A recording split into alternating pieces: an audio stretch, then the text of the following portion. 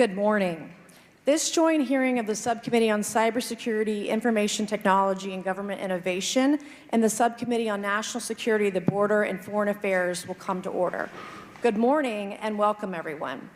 Without objection, the Chair may declare recess at any time, and I recognize myself for the purpose of making an opening statement right now.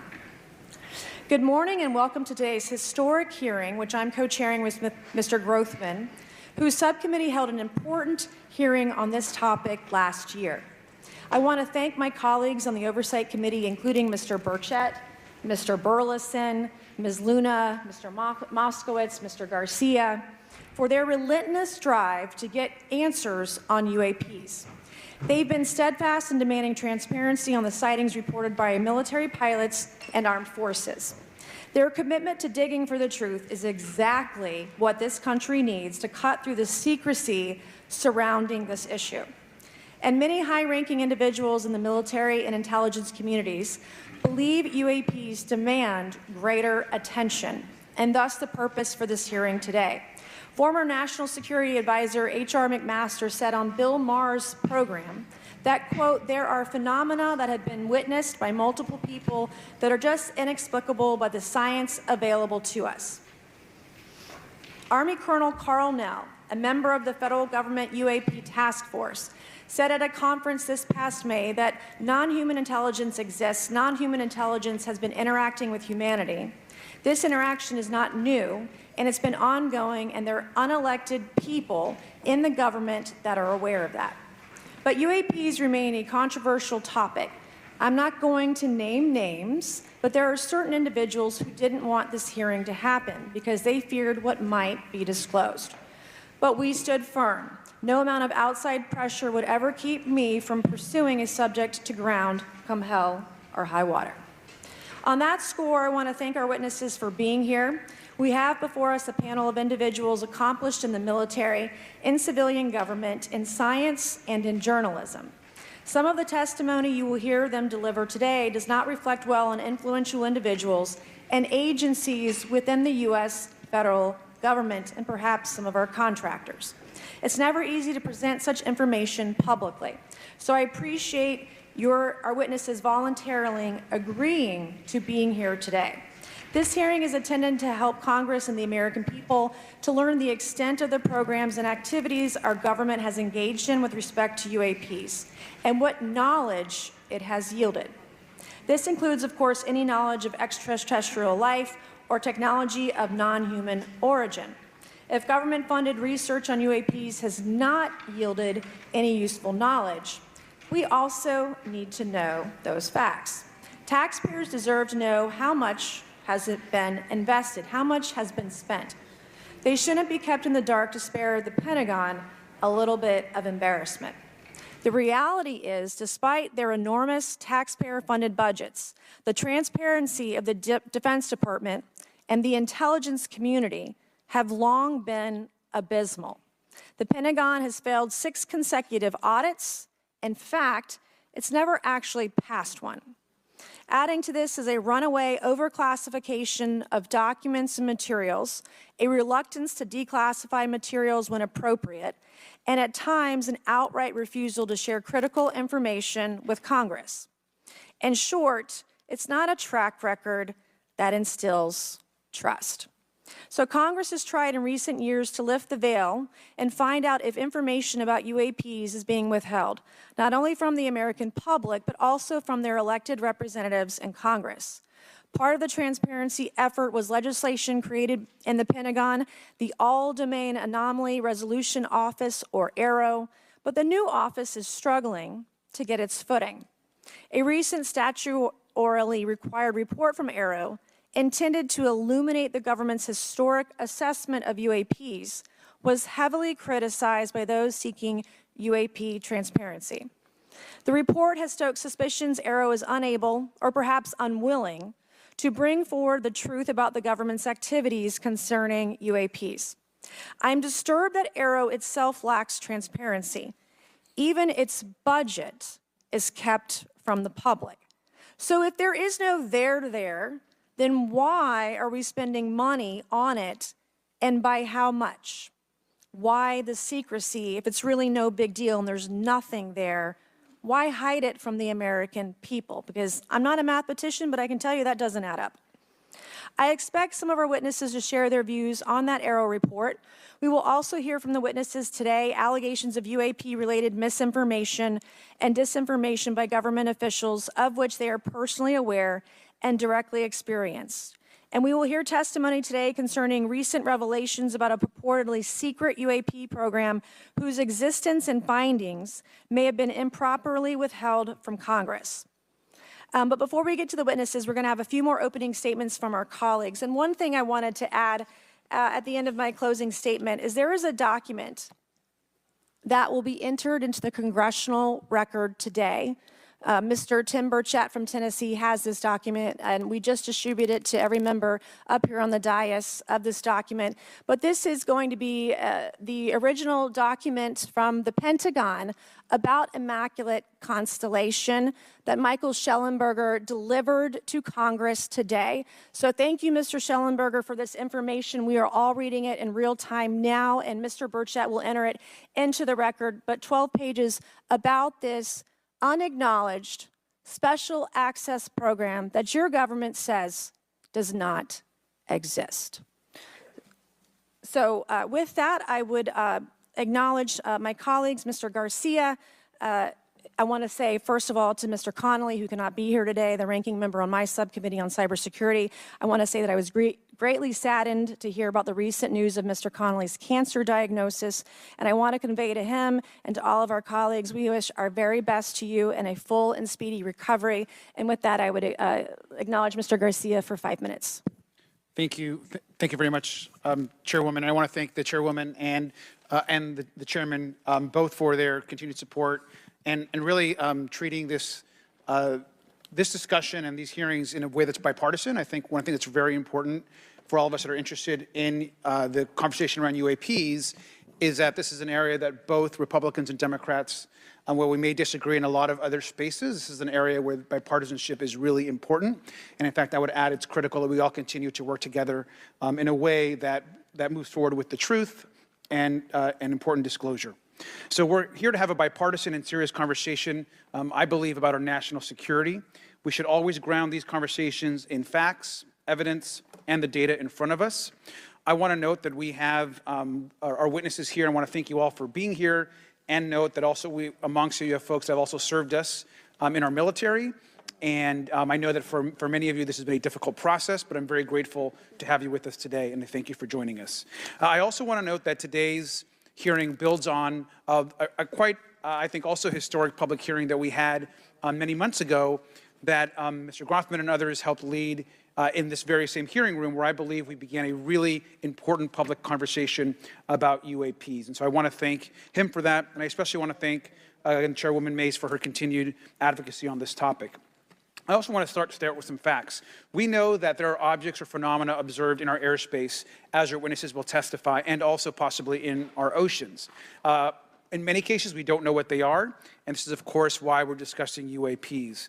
Now, the All-Domain Anomaly Resolution Office, AARO, has reported hundreds of UAPs that remain, quote, uncharacterized and unattributed, and which, quote, appear to have demonstrated unusual flight characteristics or performance capabilities and require further analysis. This is our own AARO office. Now, we shouldn't prejudge what they might be. I'm certainly not going to. We need evidence. But what we are detecting things, and we know that we don't understand them, and this is worth investigating. Now, the American people have legitimate questions, and I believe it's critical that Congress should help address them. This is about the truth and science and facts. Now, transparency and faith in our institutions is vital in a good democracy.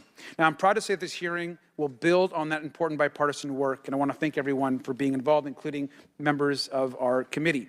Now, in our last hearing in July, we heard testimony that a significant number of pilots of major airlines have witnessed UAPs as well, but have no real confidential way of reporting them to the government. We heard that commercial pilots who encounter UAPs may be hesitant to speak openly due to stigma or fear of retaliation.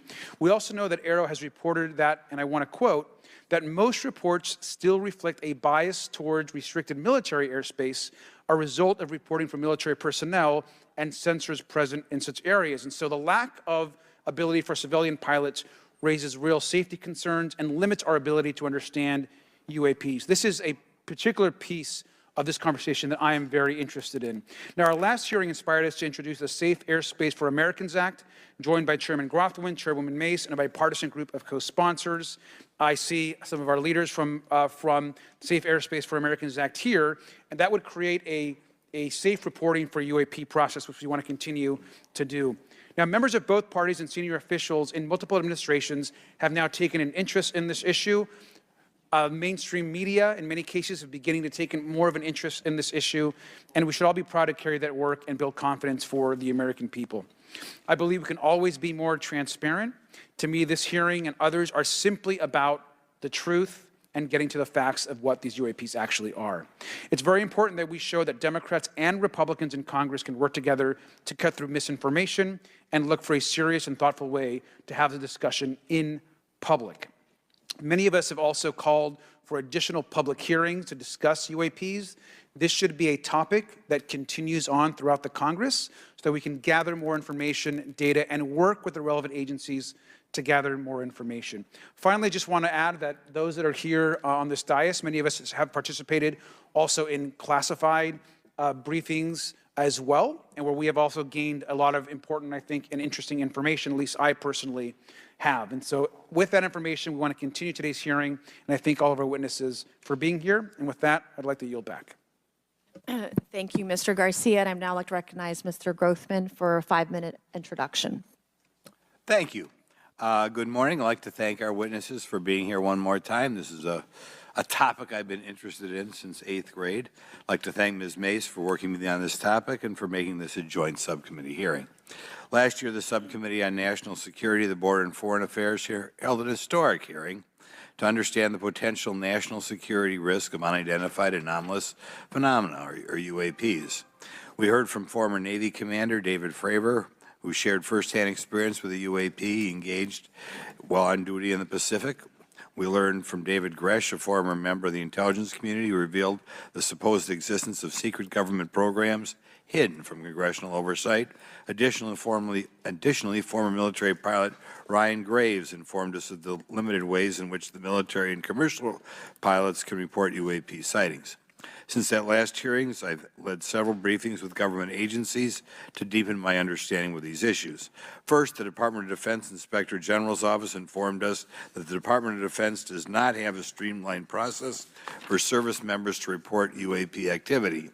Since then, the Joint Chiefs have implemented standards for UAP reporting across the services. The Intelligence Community Inspector General informed us that whistleblowers often fear retaliation for reporting mismanagement of highly sensitive government projects or information.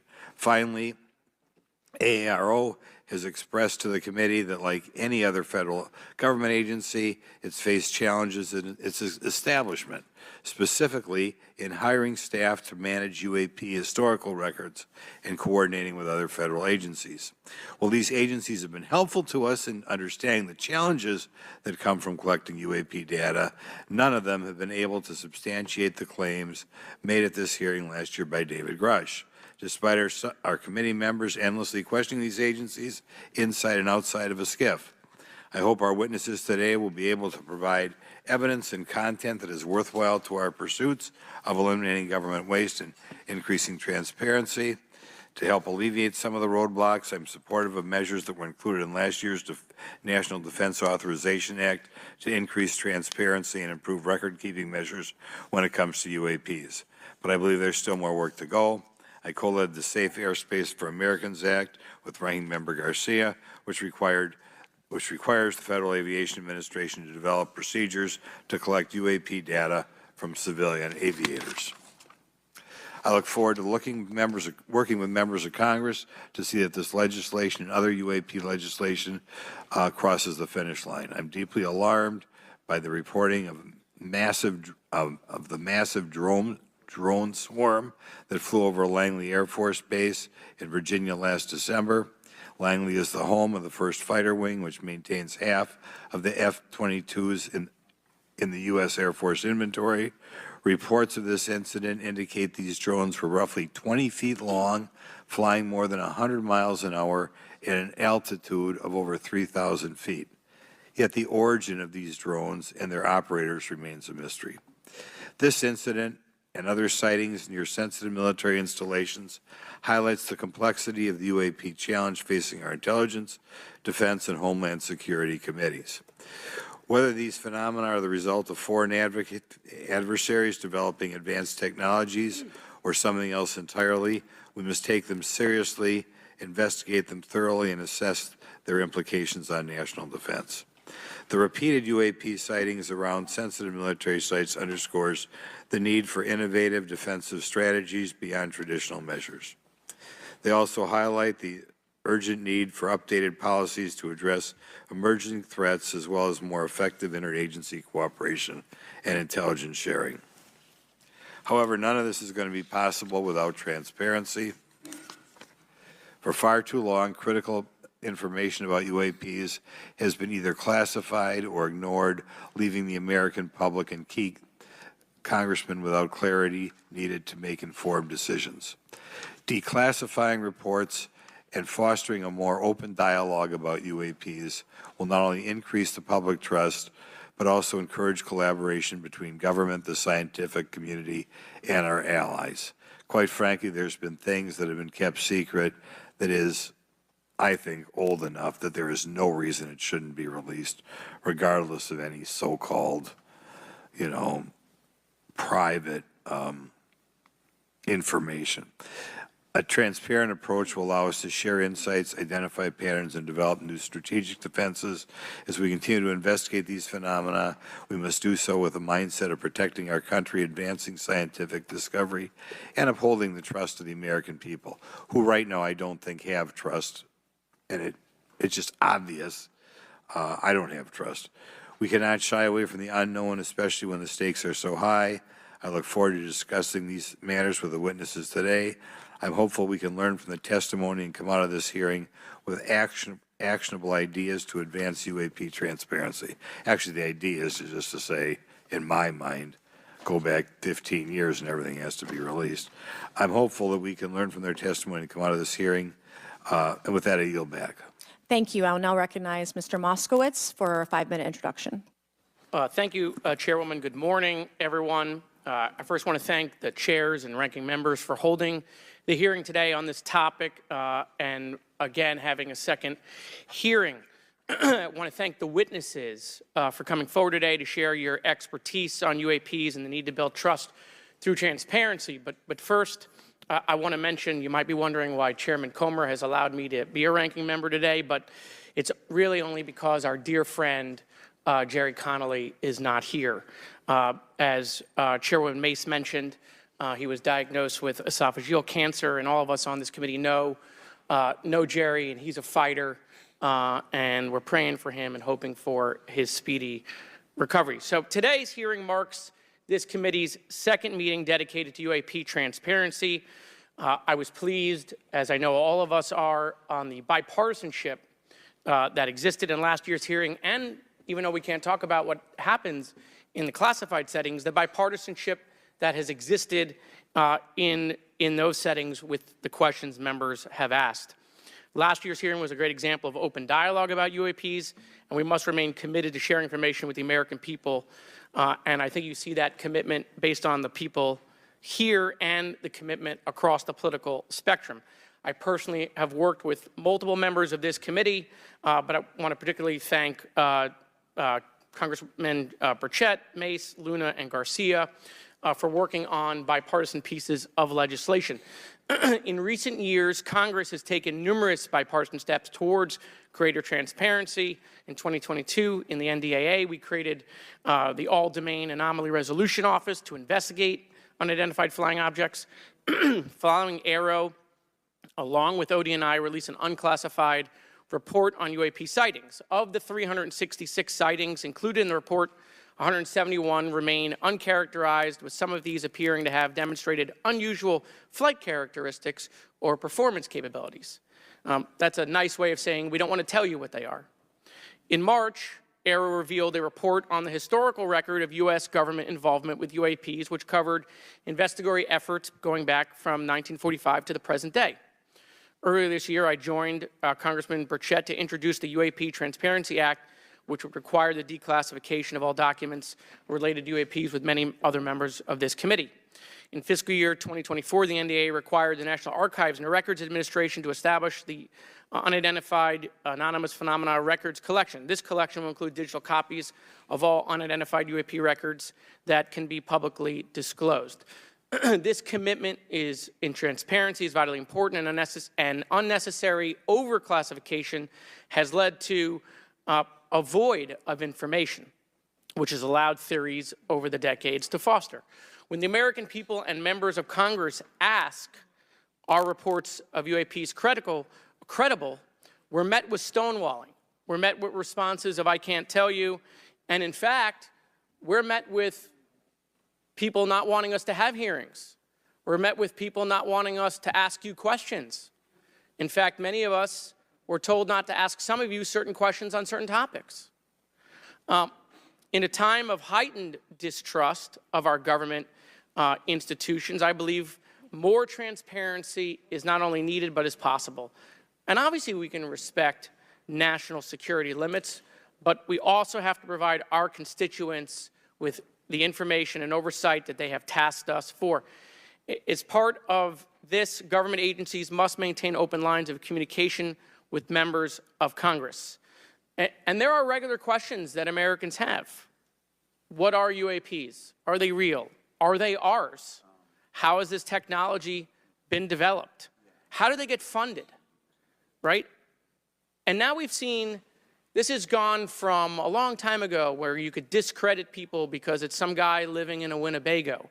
You're able to see people now, these are pilots, these are military, these are folks with serious backgrounds. This has changed the face of this because now we have video.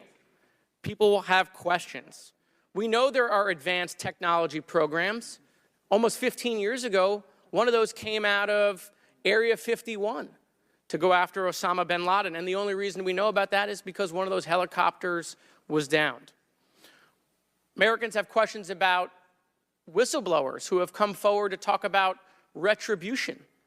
And so I want to thank everyone for being involved today on trying to get more transparency. This has been bipartisan, bicameral, and as we get into a new administration, the president-elect has talked about opportunities to declassify information on UAPs, and I hope he lives up to that promise. And with that, I yield back. Okay, thank you, Mr. Moskowitz. And I would now, committee staff asked me to go ahead and I will do it, to enter into the congressional record this 12-page document that Michael Schellenberger brought today that describes the Immaculate Constellation government program. So we will do that now. Every member up here has a copy of it.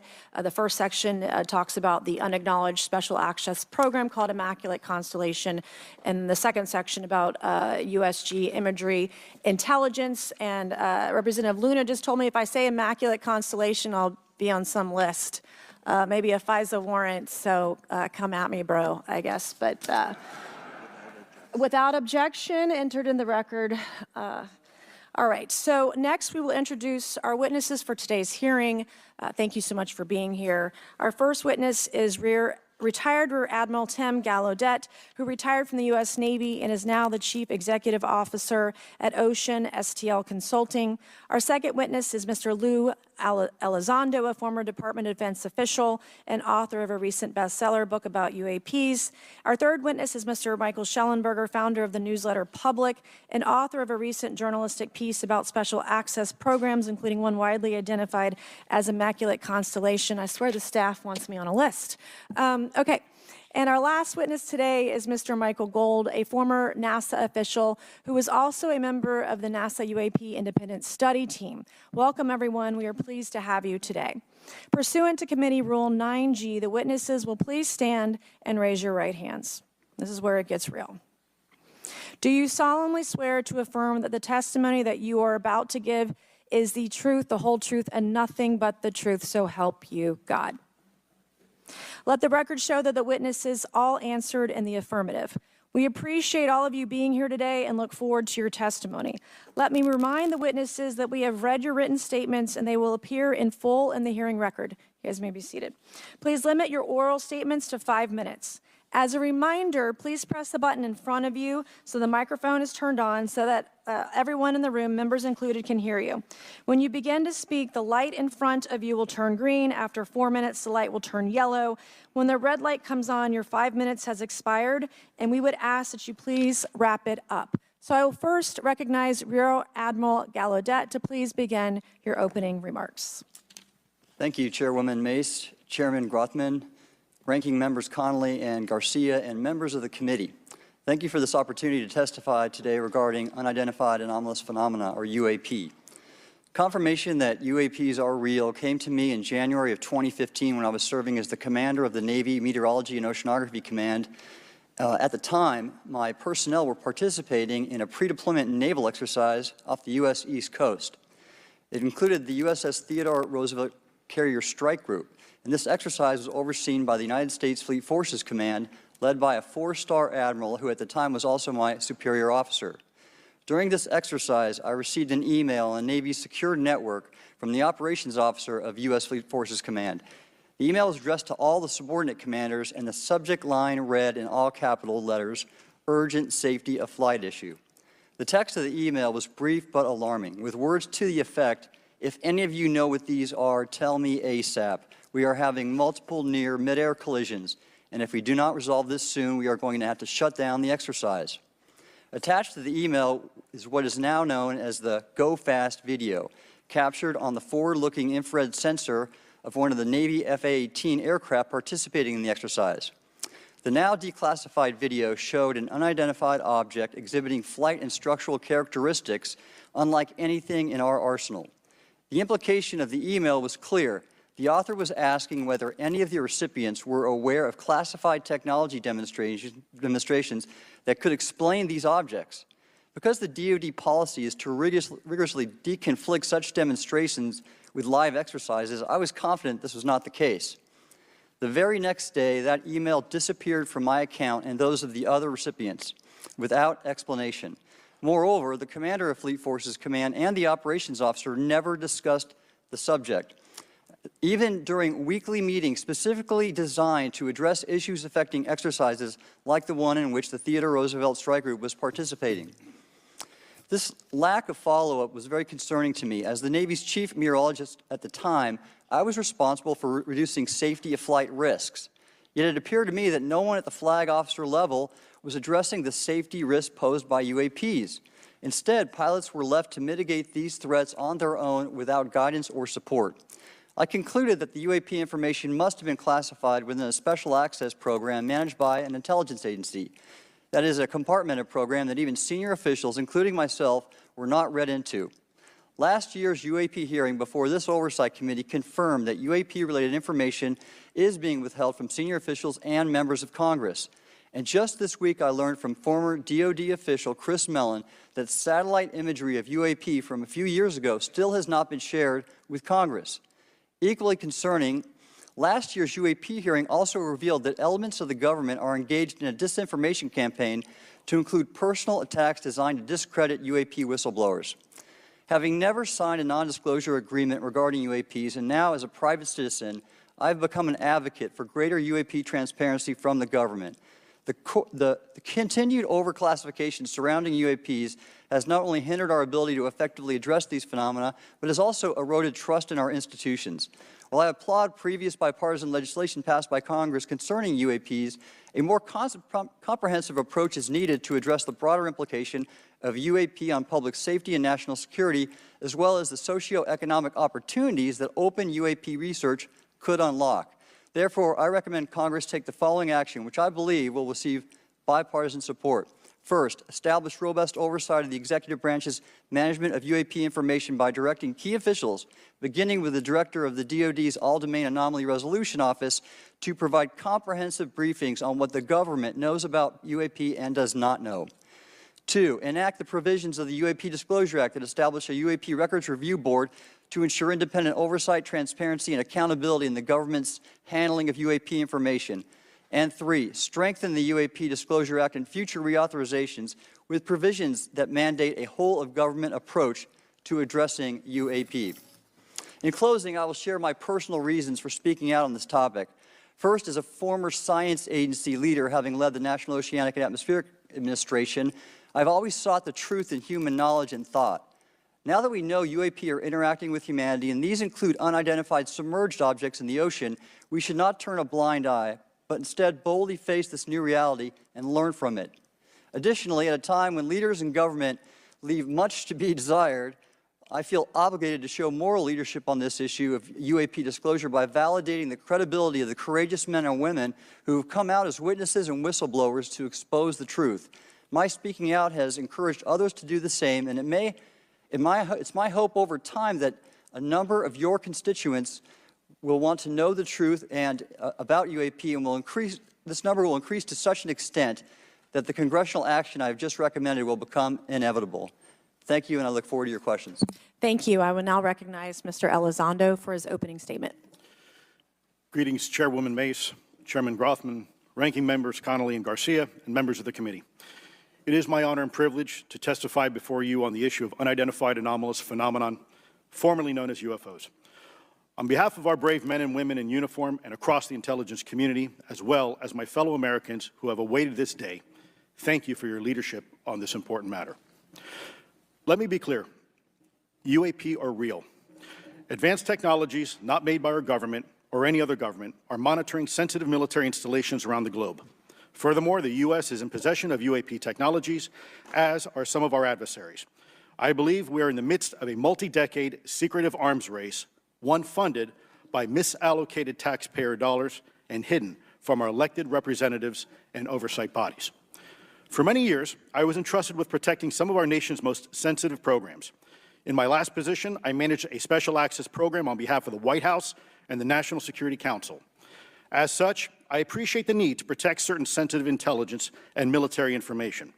I consider my oath to protect secrets as sacred, and I will always put the safety of the American people first. With that said, I also understand the consequences of excessive secrecy and stovepiping. Nowhere was this more apparent than in the aftermath of 9/11, which many of us remember all too well. I believe that America's greatness depends on three elements: A, a watchful Congress; B, a responsive executive branch; and C, an informed public.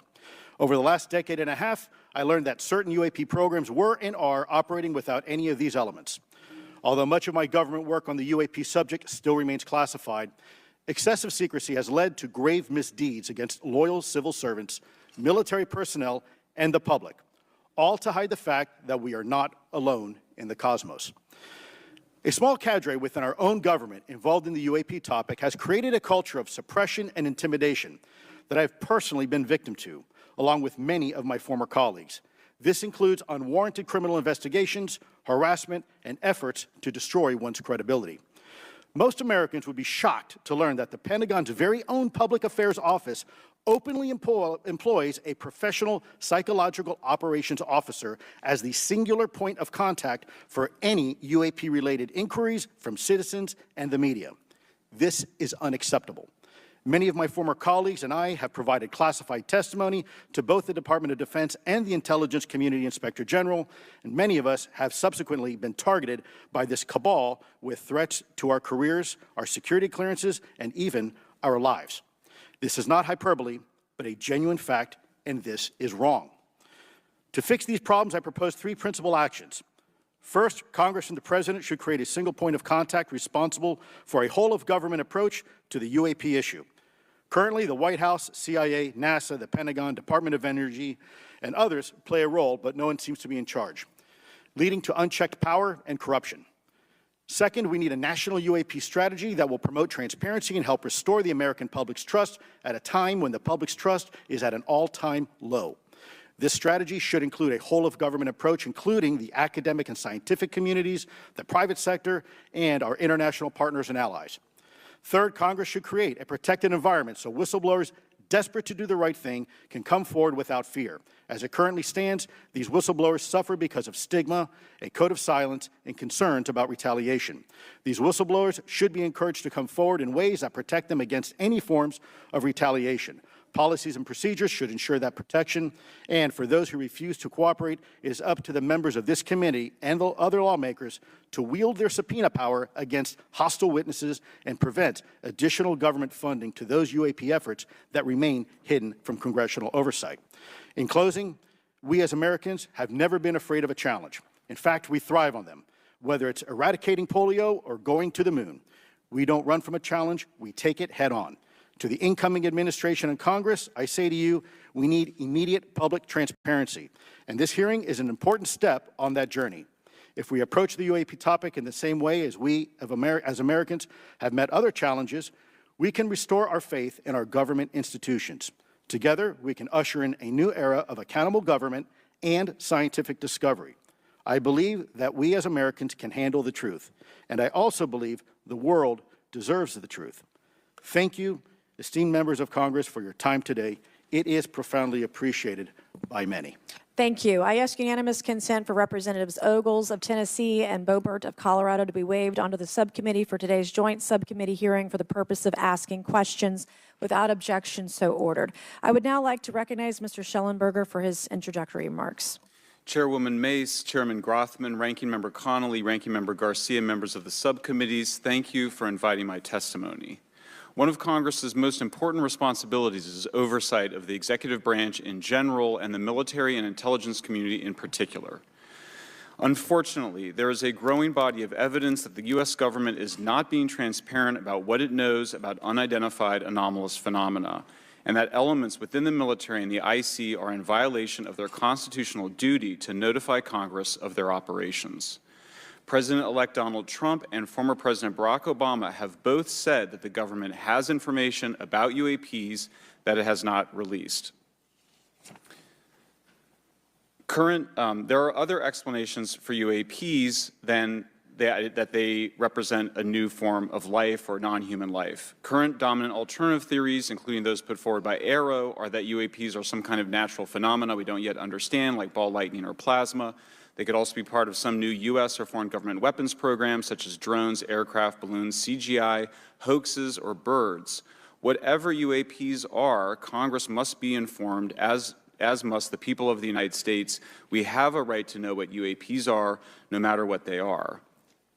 However, we now have existing and former U.S. government officials who have told Congress that AARO and the Pentagon have broken the law by not revealing a significant body of information about UAPs, including military intelligence databases that have evidence of their existence as physical craft. One of those individuals is a current or former U.S. government official acting as a UAP whistleblower. This person has written a report. This is the report that says the executive branch has been managing UAP, NHI issues without congressional knowledge, oversight, or authorization for some time, quite possibly decades. Furthermore, these individuals have revealed the name of an active and highly secretive DoD unacknowledged special access program, or USAP. The source of that document told me, that the USAP is a strategic intelligence program that is part of the U.S. military family of longstanding, highly sensitive programs dealing with various aspects of the UAP problem. The new UAP whistleblower claims that the U.S. military and IC database includes videos and images taken using infrared, forward-looking infrared, full-motion video, and still photography. The report that was just shared with Congress says Immaculate Constellation serves as a central or parent USAP that consolidates observations of UAPs by both tasked and untasked collection platforms. Immaculate Constellation includes high-quality imagery intelligence and measurement and signature intelligence of UAPs, the whistleblower's report adds. The sources of this intelligence are a blend of directed and incidental collection capabilities, positioned in low Earth orbit, the upper atmosphere, as well as military and civilian aviation altitudes and maritime environments. The report to Congress details in detail various UAPs, including spheres, orbs, disks, saucers, ovals, triangles, boomerang, arrowhead, and irregular organic. The report describes various incidents found in the human intelligence databases. One involved orbs surrounding and forcing an F-22 out of its patrol area. In another incident, the crew of a Navy aircraft carrier watched a small orange-red sphere rapidly descend from a high altitude of 100 to 200 yards directly above the flight deck of the CVN, or aircraft carrier. And since my reporting on this immaculate constellation last month, another source came forward who told me that they saw a roughly 13-minute-long, high-definition, full-color video of a white orb UAP coming out of the ocean approximately 20 miles off the coast of Kuwait. It was filmed from a helicopter. Then halfway through the video, the person said the orb is joined by another orb that briefly comes into the frame from the left before rapidly moving again out of the frame. The person discovered the video on SIPR, the Secure Internet Protocol Router Network, which the DoD uses to transmit classified information. A leading UAP researcher who utilizes the Freedom of Information Act to find out what the government knows, John Greenwald, told me last year that the U.S. government had been increasingly denying his requests for UAP information. He has been doing FOIA requests for 27 years and has an archive of 3 million pages.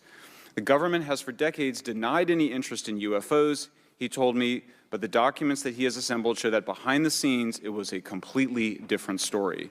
Contrary to the hopes of many advocates of transparency, the government has been restricting more information since the leak of 3 UAP videos in 2017. The DoD organization AARO has been labeling many documents with a B7 exemption, which Greenwald says does not make any sense. They're stating that anything AARO does is involved in law enforcement investigation, which allows AARO to not release it. Greenwald says that the DoD has denied the existence of a UAP and ATIP-related records on multiple occasions, only to acknowledge them after an appeal was filed. He added that the Naval Air Systems Command in March 2022 stated they found no additional UAP videos. It seemed strange that they had 3, and only those 3, but other requests had been filed by the Black Vault, that's John Greenwald's group, to seek out more places UAPs might be hiding. Then, in September 2022, the Navy admitted that the UAP-related videos and photographs existed, but denied the request in full for their release, saying that the requested videos contain sensitive information that are classified and exempt from disclosure. The DoD will deny things on a Monday and then admit to it on a Friday, said Greenwald. He said the government can and does release videos that protect secret methods of capturing it. They fall back on the sensitive platform excuse a lot, he said. However, the on-screen information can be blurred and scrubbed. The metadata can be removed.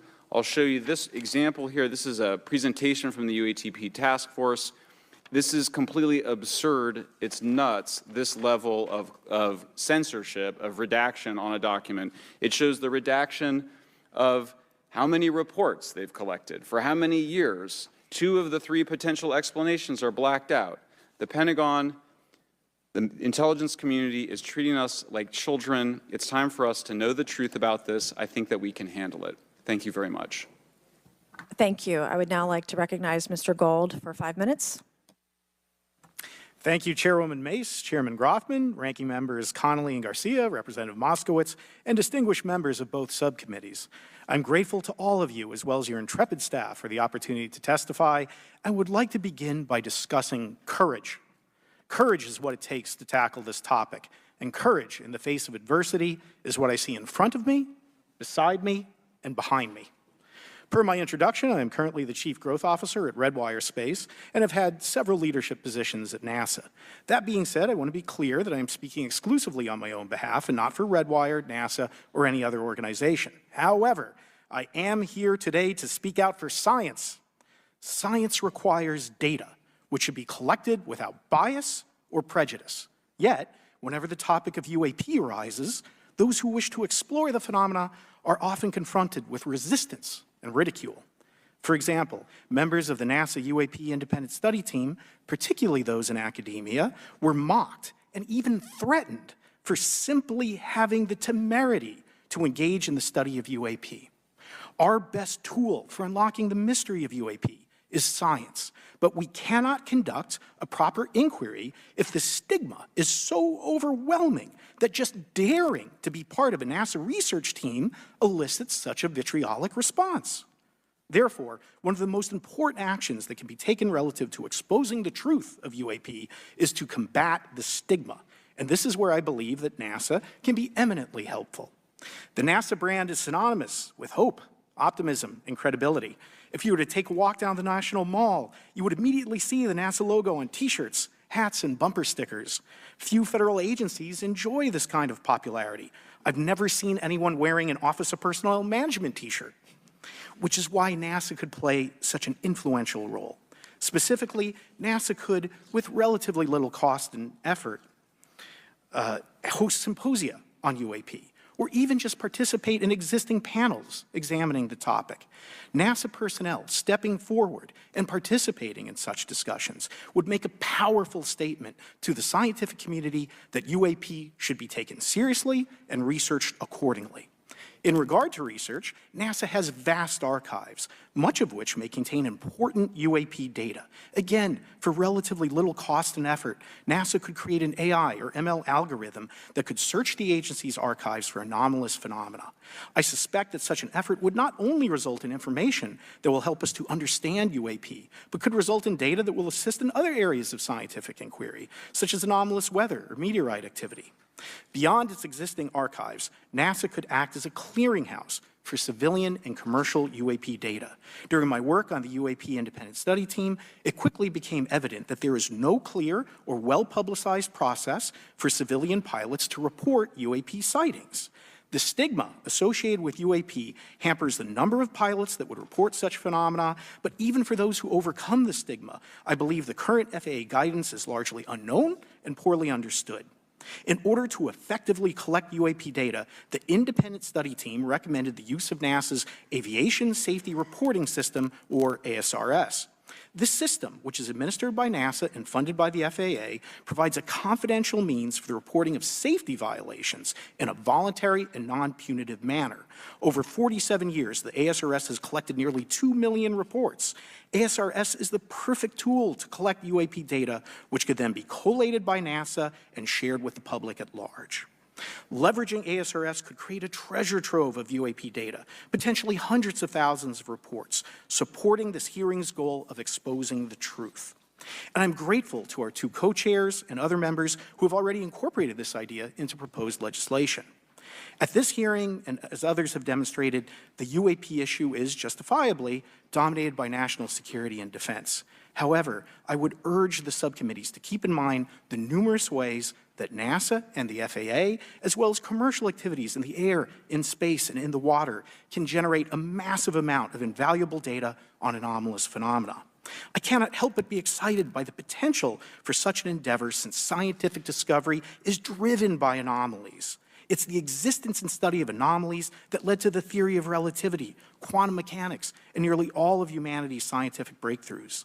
This is why the study of UAPs should be embraced, since whatever is occurring, the chance to garner new knowledge should never be ignored. We must be thorough in collecting information, fearless in making conclusions, and open to following the data, no matter how mundane or extraordinary the results may be. I began this testimony by praising the Joint Subcommittee members for their courage, and I will end by echoing that sentiment. As the saying goes, the truth is out there. We just need to be bold enough and brave enough to face it. Thank you. Thank you. Thank you all. I will now recognize myself for 5 minutes of questioning. I have a lot of questions, and I have a lot of witnesses. So I would just ask, if it's yes or no, to please just tell me yes or no. If it requires more than that, be very succinct, because I would like to go down the line and ask as many questions as possible. So for the Admiral this morning first, former DoD official Chris Mellon reached out to you about satellite imagery from 2017 that depicts a UAP.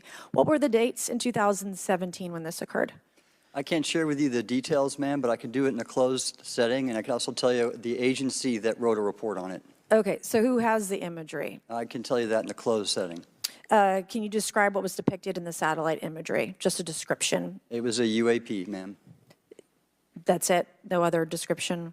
The term that the analysts used, they called it the button. It was a disc-shaped object.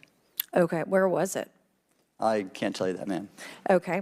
All right. Okay, Mr. Elizondo, you state in your testimony that, quote, advanced technologies not by our government or any other government are monitoring sensitive military installations around the globe, end quote. If these technologies are not made by any government, who's making them? Private companies, or are you implying they are crafted by a non-human intelligence? Well, ma'am, that's precisely why we're here. The problem is that, temporally speaking, over decades, not just the last 10 years, to put this in perspective, Are these private companies you're implying, or is this non-human intelligence? It may be both. Okay. When it comes to Blue Force Technologies, I would not be able to discuss. Okay. Ma'am, Are you read into secret UAP crash retrieval programs? We would have to have a conversation in a closed session, ma'am. I signed documentation 3 years ago that restricts my ability to discuss specifically crash retrievals. I submitted for my book through the DOPSR process, which took a year for it to be reviewed. And what is in the book is what I was told I'm allowed to talk about. Has the government conducted secret UAP crash retrieval programs, yes or no? Yes, Okay, were they designed to identify and reverse engineer alien craft, yes or no? yes. Does the U.S. government have any reverse, okay, we already answered that question about retrieval programs. Do any U.S. contractors have the same? I would prefer to address that in a closed session, ma'am. Okay.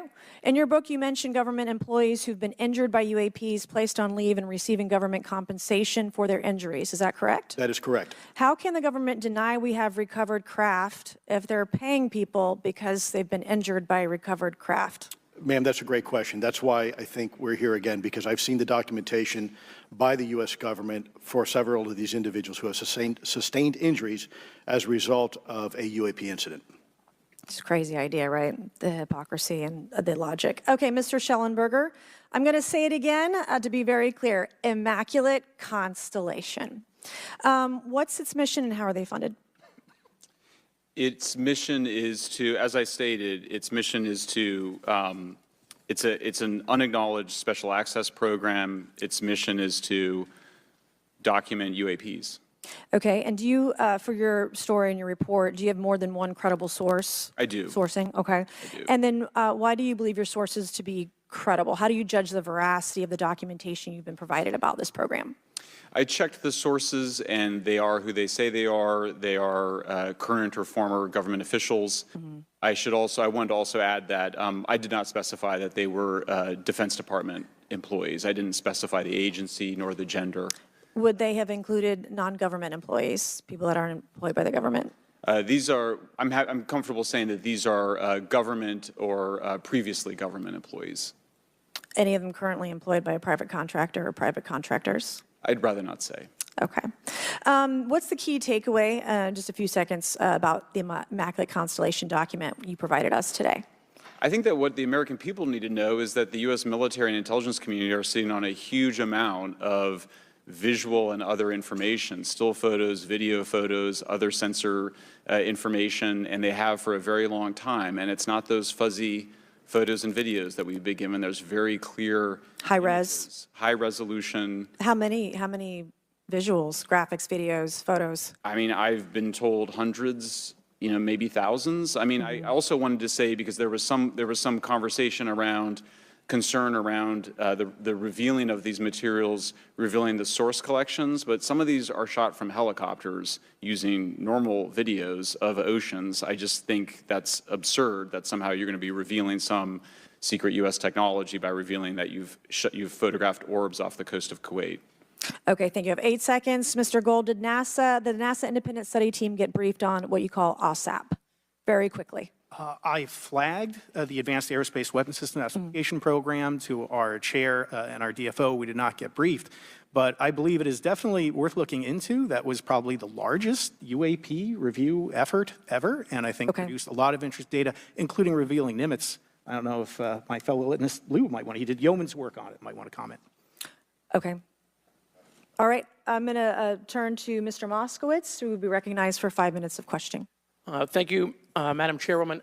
So, Mr. Gold, you gave a whole diatribe for a couple of minutes about UAPs, science, data collection, stigma.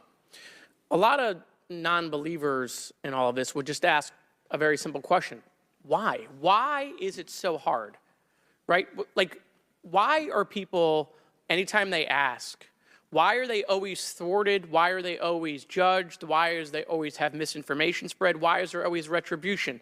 Why is it always met with an ear? What's the why? If it doesn't exist, why is it such a problem? I think if you go through the history of science, Representative, it is always difficult for breakthroughs and new information, regardless of whether it's UAP or any other kind of discovery. And in science, we're supposed to be open, but when you break with the orthodoxy of what's believed, whether it's Galileo saying that the Earth doesn't rotate, or the Earth rotates around the sun, or the sun doesn't rotate around the Earth, it's always challenging for new beliefs. And the more extraordinary those discoveries, the more extraordinary those new beliefs, it's very difficult. So I think this is natural. There's natural conservatism that when it comes to science, but this issue in particular has been very difficult where, again, even to attempt to study it becomes problematic. But every hearing like this, every news report, every video, documentaries. I was privileged to be a part of something Dan Fair is putting together. I think many of us have interviewed for it, documentary over 30 different government officials.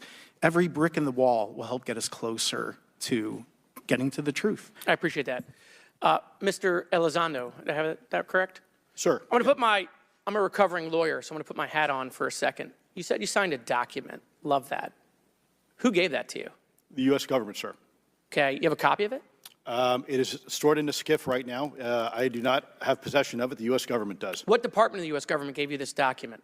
I will say the Department of Defense. Unfortunately, I can't say in this forum much more than that. You specifically said the document said you can't talk about crash retrieval. Well, you know, you can't talk about Fight Club if there's no Fight Club. Correct. Okay, I'm just making an observation. Yes, sir. So that document that you signed, that you said exists, specifically said you can't talk about crash retrieval. Correct, sir. It was a limitation on what because already I'd been speaking publicly about the topic, and so the document said you can continue saying X, Y, Z, but you cannot discuss the topic. When you of crash give retrievals. me the atmosphere of signing this document. You're in a room by yourself, I'm in a SCIF with a security officer, sir. just one-on-one. Anybody else? There may have been an assistant as well. It was in a SCIF within a Department of Defense facility. Give me your background real quick. My background is I went to school to study microbiology and immunology, entered into the U.S. Army, and after a very short stint in military intelligence, I became a counterintelligence special agent. As a civilian, later on I became a special agent in charge, running investigations in counterterrorism and counterespionage primarily, with some experience in counterinsurgency and counternarcotics. And then in 2009 timeframe, when I came back to the Pentagon after a tour with the Director of National Intelligence, I quickly became part of a program that was originally called OSAP that evolved into the program now called ATIP, which is where those videos that we now see, the Go Fast, the Gimbal, the FLIR, that was part of our effort, sir. Right. So you're not some conspiracy theorist. You actually have a legitimate background. Well, sir, I'm certainly not a conspiracy theorist. I'm fact-based, just say facts. So when you're in this room, I want to paint the picture of everybody. You're in this room, you're by yourself, you're in a SCIF, you're handed a document. How long is the document? It's about a page front and back. So basically, you have some things they call trigraphs, which I cannot, again, talk to. How long were you given to sign the document? As long as I needed, sir. And what if you didn't sign it? Well, I suspect there'd be repercussions. I wouldn't have access to certain information. Were you allowed to ask a lawyer, or weren't allowed to ask for a lawyer to review the document? It wasn't an option, but they probably wouldn't have allowed me to, because the document itself is pretty explicit about you have to be, wait, you're putting me in an interest. Let me try to thread the needle here. There are certain documents that we have in the U.S. government that allow people to have access to certain programs, whether it's a special, and I'm going to be very generic here, whether it's a special access program or a controlled access program, SAP, CAP, whatnot. How many people have to sign that document? It depends how many people are going to get access to the information, sir. Okay. Last question. Doctor, real quick, can you tell us about the Omaha incident in greater detail? I've read your background, right? Some people would label you as a member of the deep state, since you worked in government for a long period of time. But can you tell us more about that incident? You've written a lot about that. I wrote a lot about incidents like it, Congressman, but that specific incident involved the USS Omaha, the littoral combat ship of the U.S. Navy operating off Southern California. I don't remember the exact date. It was within the last decade. And what the watchstanders on the bridge observed was a UAP, again, something that was aloft but had no observable exhaust or control surfaces. So it was something that couldn't be explained. And then they saw it enter the water from the atmosphere and going through the air-sea interface, and so thus exhibiting transmedium travel. Thank you. I yield back. Thank you. I'll now recognize Mr. Grothman for 5 minutes of questioning. Yeah, we'll start with Mr. Gallaudet.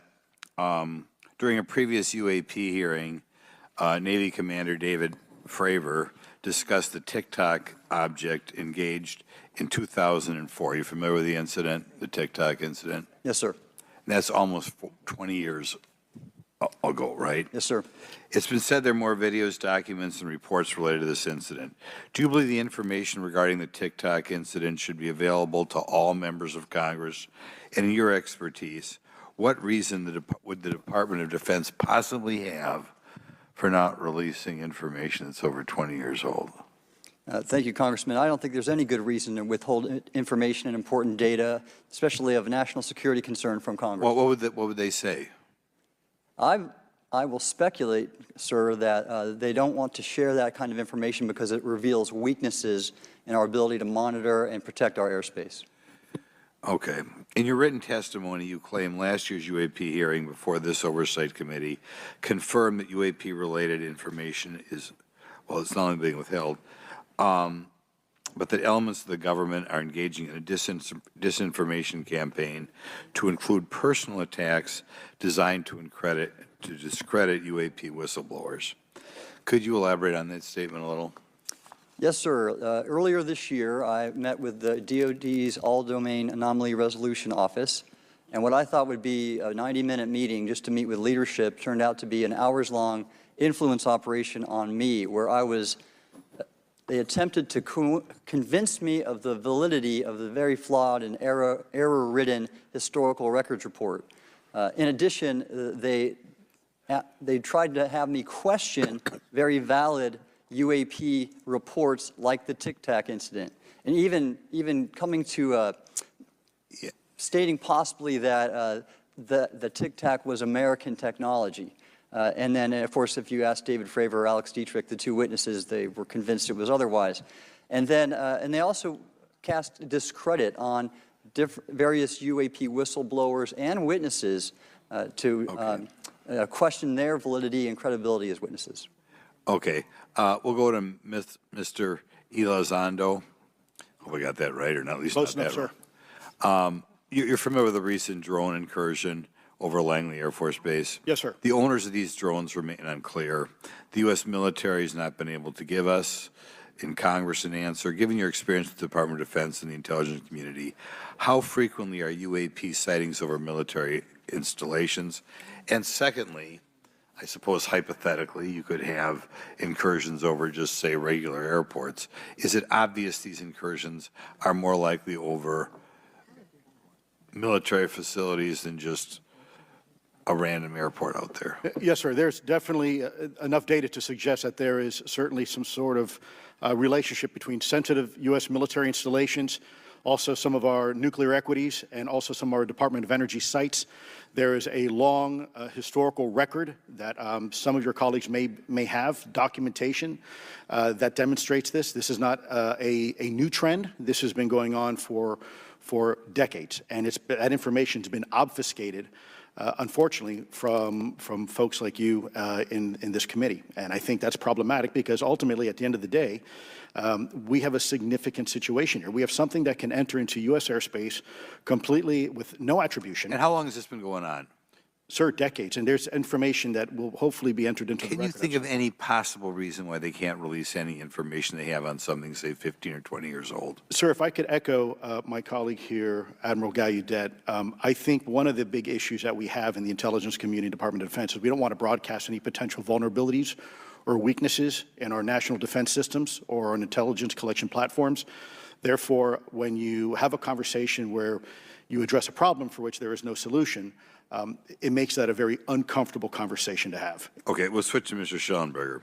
The primary reason you're here today is because you published an article on the news publication that you own called Public, right? Alleging that a new unnamed government whistleblower has come forward asserting that a highly classified program exists dedicated to recovery and reverse engineering of UAP technologies. Can you give us what specific evidence you have or that your source provided you to substantiate the claims about the existence of the Immaculate Constellation program? Well, you have the report in front of you now, so you can see it for yourself. I checked the report, and I did not find it based on existing cases. It was new cases for me. I hadn't found anybody. So that answered for me that it was not obviously circular reporting, which is one of the big concerns in this space. I also had the name of the program confirmed by more than one additional source.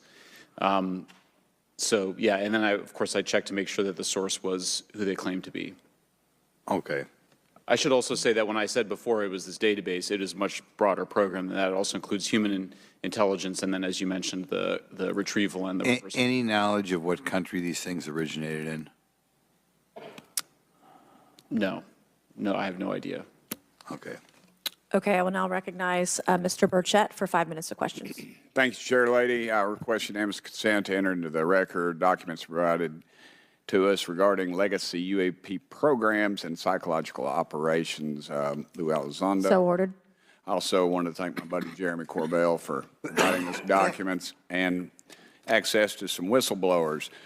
Mr. Elizondo, what is your last position with the federal government? Sir, I was the Director of National Program Special Management Staff managing a White House Special Access Program on behalf of the National Security Council. How would you characterize UAPs? An enigma, sir, and a frustration. We're talking about technologies that can outperform anything we have in our inventory. And if this was an adversarial technology, this would be an intelligence failure eclipsing that of 9/11 by an order of magnitude. Are there classified Department of Defense materials related to UAPs that you believe could be safely disclosed to the public without compromising national security? Yes, sir, I do. I would never, ever try to endorse providing some sort of information that could compromise what we call a blue force technology or capability.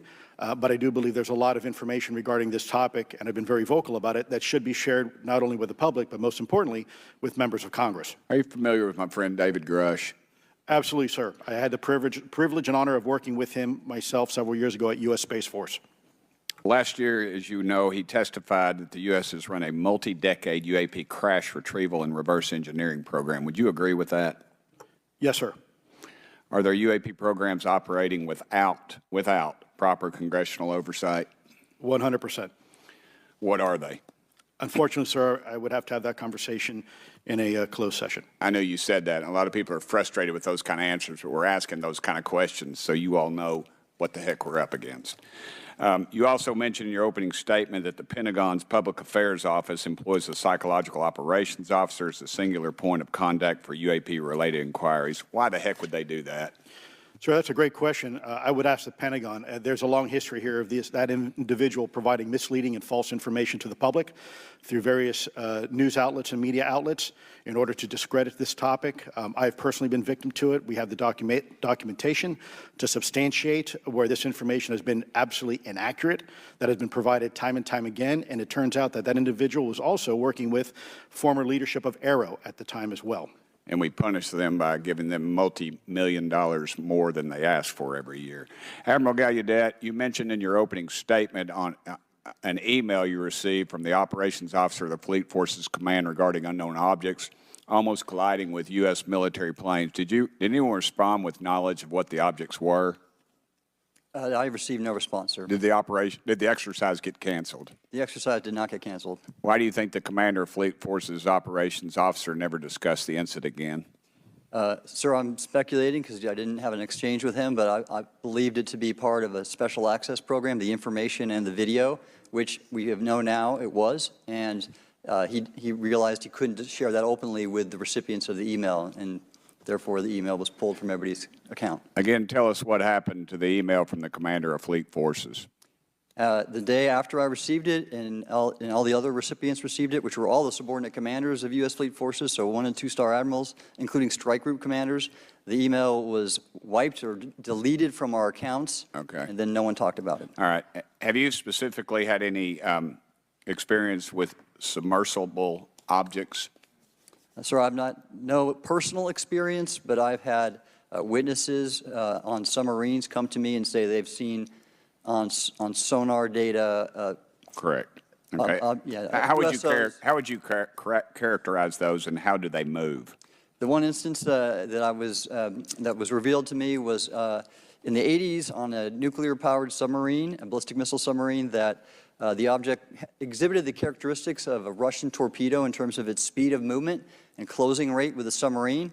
and then it slowed and followed the submarine slowly in its wake for a period of minutes, and then rapidly exited the scene. And nothing that we know of, and technology-wise, could replicate that. And the speed of these objects was faster than anything that we have or anybody else has that would be manned. Is that correct?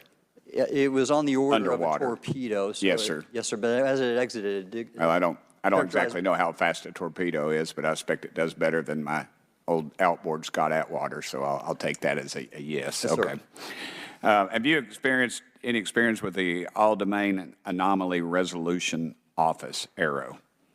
Yes, Congressman, as I mentioned previously, I have met with them. Okay. You heard Mr. Elizondo describe psychological operations for those contacting the Department of Defense about UAPs. You mentioned a similar influence operation by AARO. Why are federal agencies invested in running information operations about UAPs if they do not exist? Yes, sir. But I'll make a statement on AARO's behalf. They have new leadership. The office has reached out to me to meet again, and I take that as a good faith effort, and we'll see where that goes. Thank you, Chair Lady. I've run over. Thank you. Thank you, Mr. Tennessee. I would now like to recognize Mr. Higgins. You're the king of Tennessee. Mr. Higgins, you're recognized for 5 minutes of questions. Thank you, Madam Chair. Mr. Elizondo, Mr. Schellenberger notes in the report that we've been given for this hearing. I believe, Mr. Schellenberger, let me shift you, are the author of this report. I'm sorry, sir, I'm not the author Mr. of... Schellenberger, were you the author of this report? No, I was no not. name on it. No. Do you know the author? I do. You do. And how would you estimate that madam or gentleman, the author? The person is a current or former U.S. government employee. And it states here that this is the public version of the author's report. Yes. So where might one find the non-public version of the author's report? I don't know the answer to that. Would that be with the Department of Defense? I don't know. But you do know the author. I do. You know what the author's sources were? The author's sources are described in the report. These databases, the Immaculate Constellation. Right, but you expressed some confidence in the sources. I would. Earlier in testimony, you expressed confidence. So do you know those sources? I do. Are they within the Department of Defense? I can't say. You can't say or you won't say? I won't say. Okay, why not? Because I protect my sources, and I think the reason. But you're not naming them. It's a big department, but many of us on my side of the aisle would say it's far too big. So you're talking about the Department of Defense, sources from within the Department of Defense?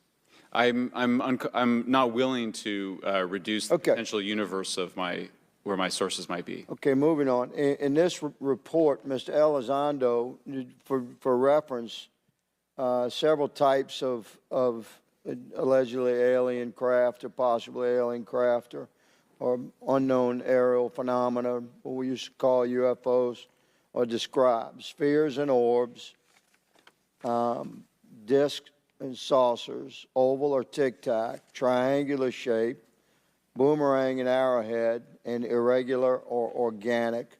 Mr. Elizondo, does that summarize to you the types of craft that we're discussing today? Sir, that is a general morphology, historically speaking, of many UAP.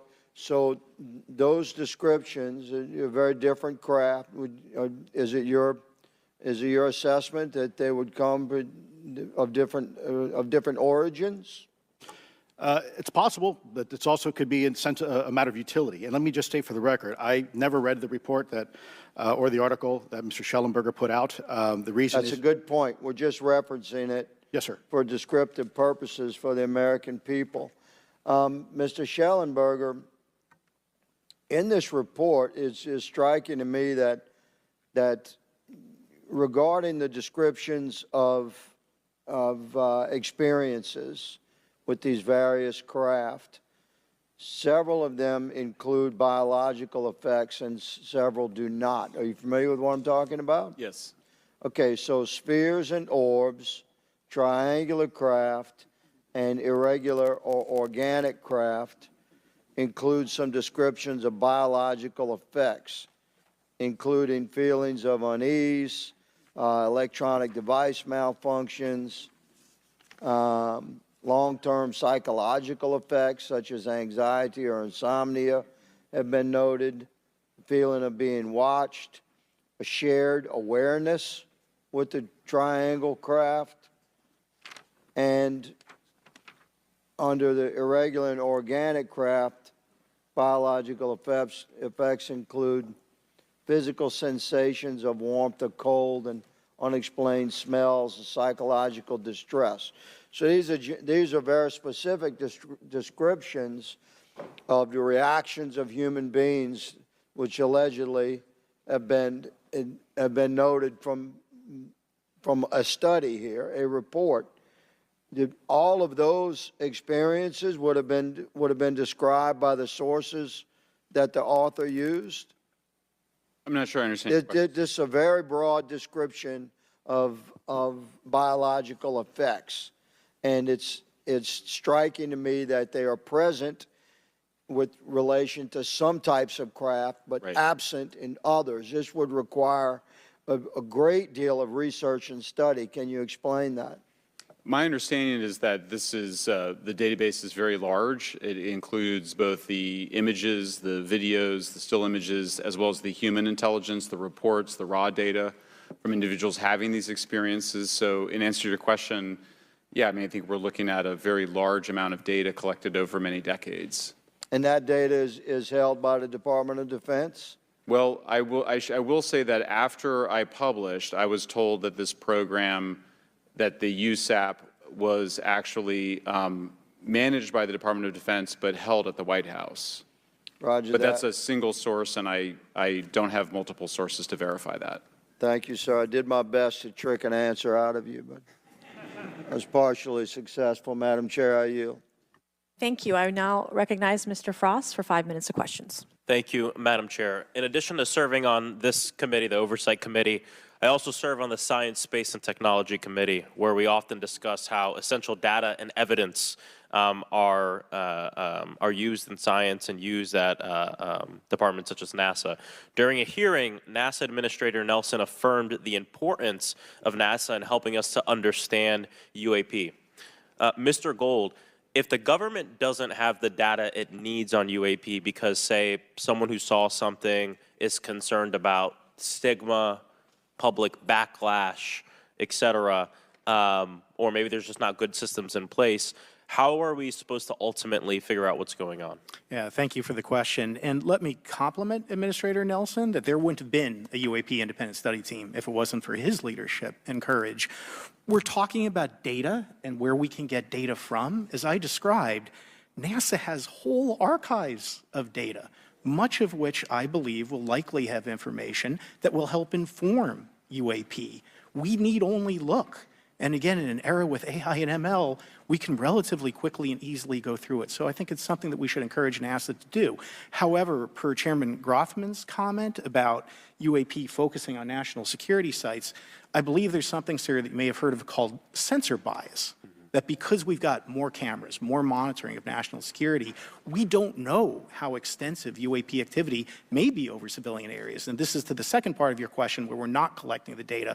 We're not collecting sufficient data from pilots. We're not collecting sufficient data from civilian and commercial activities.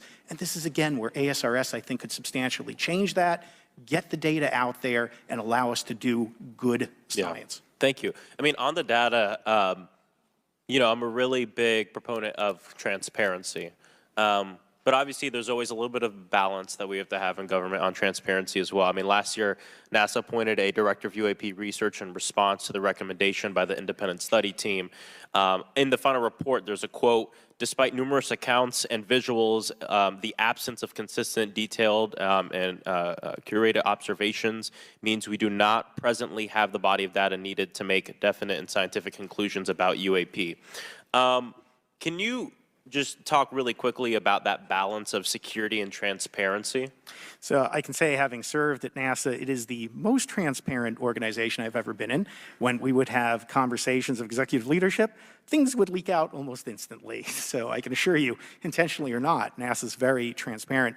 I don't know if many of you have worked with engineers or scientists. They love to talk. So I believe that NASA is a paradigm of transparency, but we must have the ability and the data to be able to be transparent with. And if we're not gathering that, if we're not looking at it, then we can't bring NASA into the game and get to that good science that you need. You know, it was about a year ago, I was touring a facility with a pretty senior government official. We went by a certain hangar and they said, yeah, that's, you know, a company leases that out. We don't really know what's going on in there. We have no way of knowing what's going on in there. And there was a few of those, in fact, while we were driving around this facility. To what extent do you think that some of the UAP out there comes from off the books or unauthorized experimental aircraft? I mean, I think probably the vast majority of UAP are drones, experimental aircraft, weather conditions, which is, again, why I say if we review the data, I think we're going to discover a lot about things we weren't even thinking about. But there is a percentage that isn't. And looking into those anomalies is how discoveries will be made. And relative to science, Congressman, if I can say, when NASA studies black holes, when NASA studies galaxies, we have instruments that are tailored to do so. With UAP, we're using cockpit gun cameras or cell phones. We could never do good science with that. And let me tell you, the NASA budget is under pressure. We need to make sure that the Artemis program is funded fully. We need to beat China to the moon and maintain our presence in low Earth orbit. So NASA would need more money to do this, but I think tailored instruments that would look at UAP in the same way that we have tailored instruments to look at astronomical data is important to gathering valuable and uniform information. If we were studying black holes by using fighter cockpit cameras, we probably wouldn't know that much about black holes. 100%. Well, I think it's important that federal leaders take the necessary steps to ensure that UAP does not pose threats to the American public as well, and that we have the necessary budgets to collect this data so we can actually see what's going on. And I'm fully supportive of funding the Artemis mission. I think it's very important. Also, a personal note, the pilot is a frat brother of mine. He is a member of the Phi Beta Sigma Fraternity Incorporated, and so I would love to see my fraternity make it to the moon. But Redwire is building the cameras for Artemis, so we will take some pictures of your frat brother and get them. There we go. Thank you so much. I yield back. Thank you. I will now recognize Ms. Luna for 5 minutes of questioning. Mr. Elizondo, to your knowledge, can you name the country and around time frame that the first back-engineered UAP program started? Ma'am, unfortunately, I would not be able to have that conversation in public. Can anyone on the panel name that? I cannot. None of you? Okay. This next question is for Mr. Gallaudet. To your knowledge, have any USOs ever outpaced our submarines? Yes, ma'am. At what magnitude? I don't have the exact speed, but again, a witness came to me, a credible former submarine officer who observed it on sonar data. And this was in the 80s in the North Atlantic during a storm, and it outpaced his submarine by orders of magnitude. Are you aware of any hotspots that currently exist off our shores in North America? Not with sufficiently credible data, ma'am. Okay, we've heard reports of there potentially being hotspots, maybe entry and exit points. Have you heard of any of that? I have not, ma'am, but my colleague here, Mr. Elizondo, does discuss some USO activity that he's observed in certain DoD databases. Mr. Elizondo, in regards to these aircraft being piloted by whatever they might be, non-human biologics, would you agree that it's likely that they are being piloted by some mind-body connection? Ma'am, I think it is safe to presume here that they are being intelligently controlled because some cases seem to anticipate our maneuvers, and in other cases they seem to, I came across an email where the word stalked was used in a very secure email between Navy officers discussing their ships being pursued by a UAP. In our previous panel, we had Grush, and he had testified to say that some of these were interdimensional beings. Can you speak on that at all? Ma'am, I'm not qualified, certainly as a scientist or otherwise, to speculate points of origin. I looked at everything from a scientific perspective. So if you look at, for example, instantaneous acceleration, which was one of the observables of the program that I belong to, ATIP, the human body can withstand about 9 G-forces for a short period of time before you suffer negative biological consequences, blackouts and ultimately redouts and even death. Comparison, our best technology, the F-16, which is this older platform, but one of our most highly maneuverable aircraft, manned aircraft, made by General Dynamics, can perform about 17 or 18 G-forces before you start having structural failure, meaning that the airframe begins to disintegrate while you're flying. The vehicles we're talking about are performing in excess of 1,000, 2,000, 3,000 Gs. So are you, I guess, would it be safe to infer that they're living craft?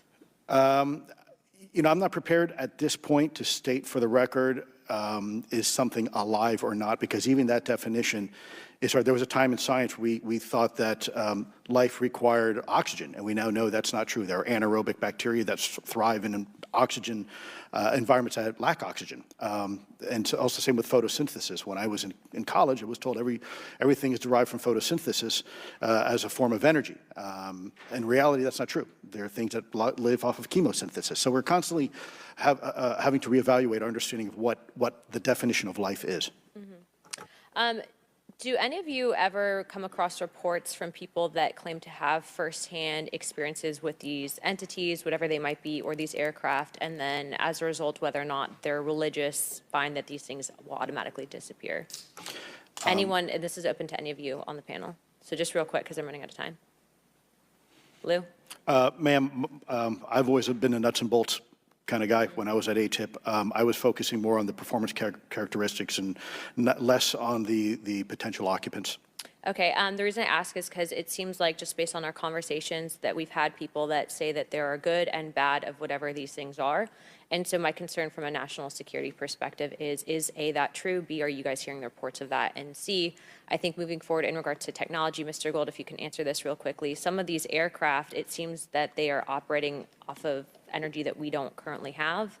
But just yes or no, in your opinion, if we were able to obtain that, would that impact humanity for the better or negative? Would certainly save us some money on funding on Artemis. Definitely. And this is a national security issue, that if there is such technology out there, we're not the only country that might have access to it. We don't want to be on the wrong end of technological surprise. Okay. Thank you guys for your time. All right, thank you. I will now recognize Mr. Garcia for 5 minutes. Thank you, and I apologize for stepping out. My governor is here upstairs, so I'm trying to get in between meetings, so apologize for that.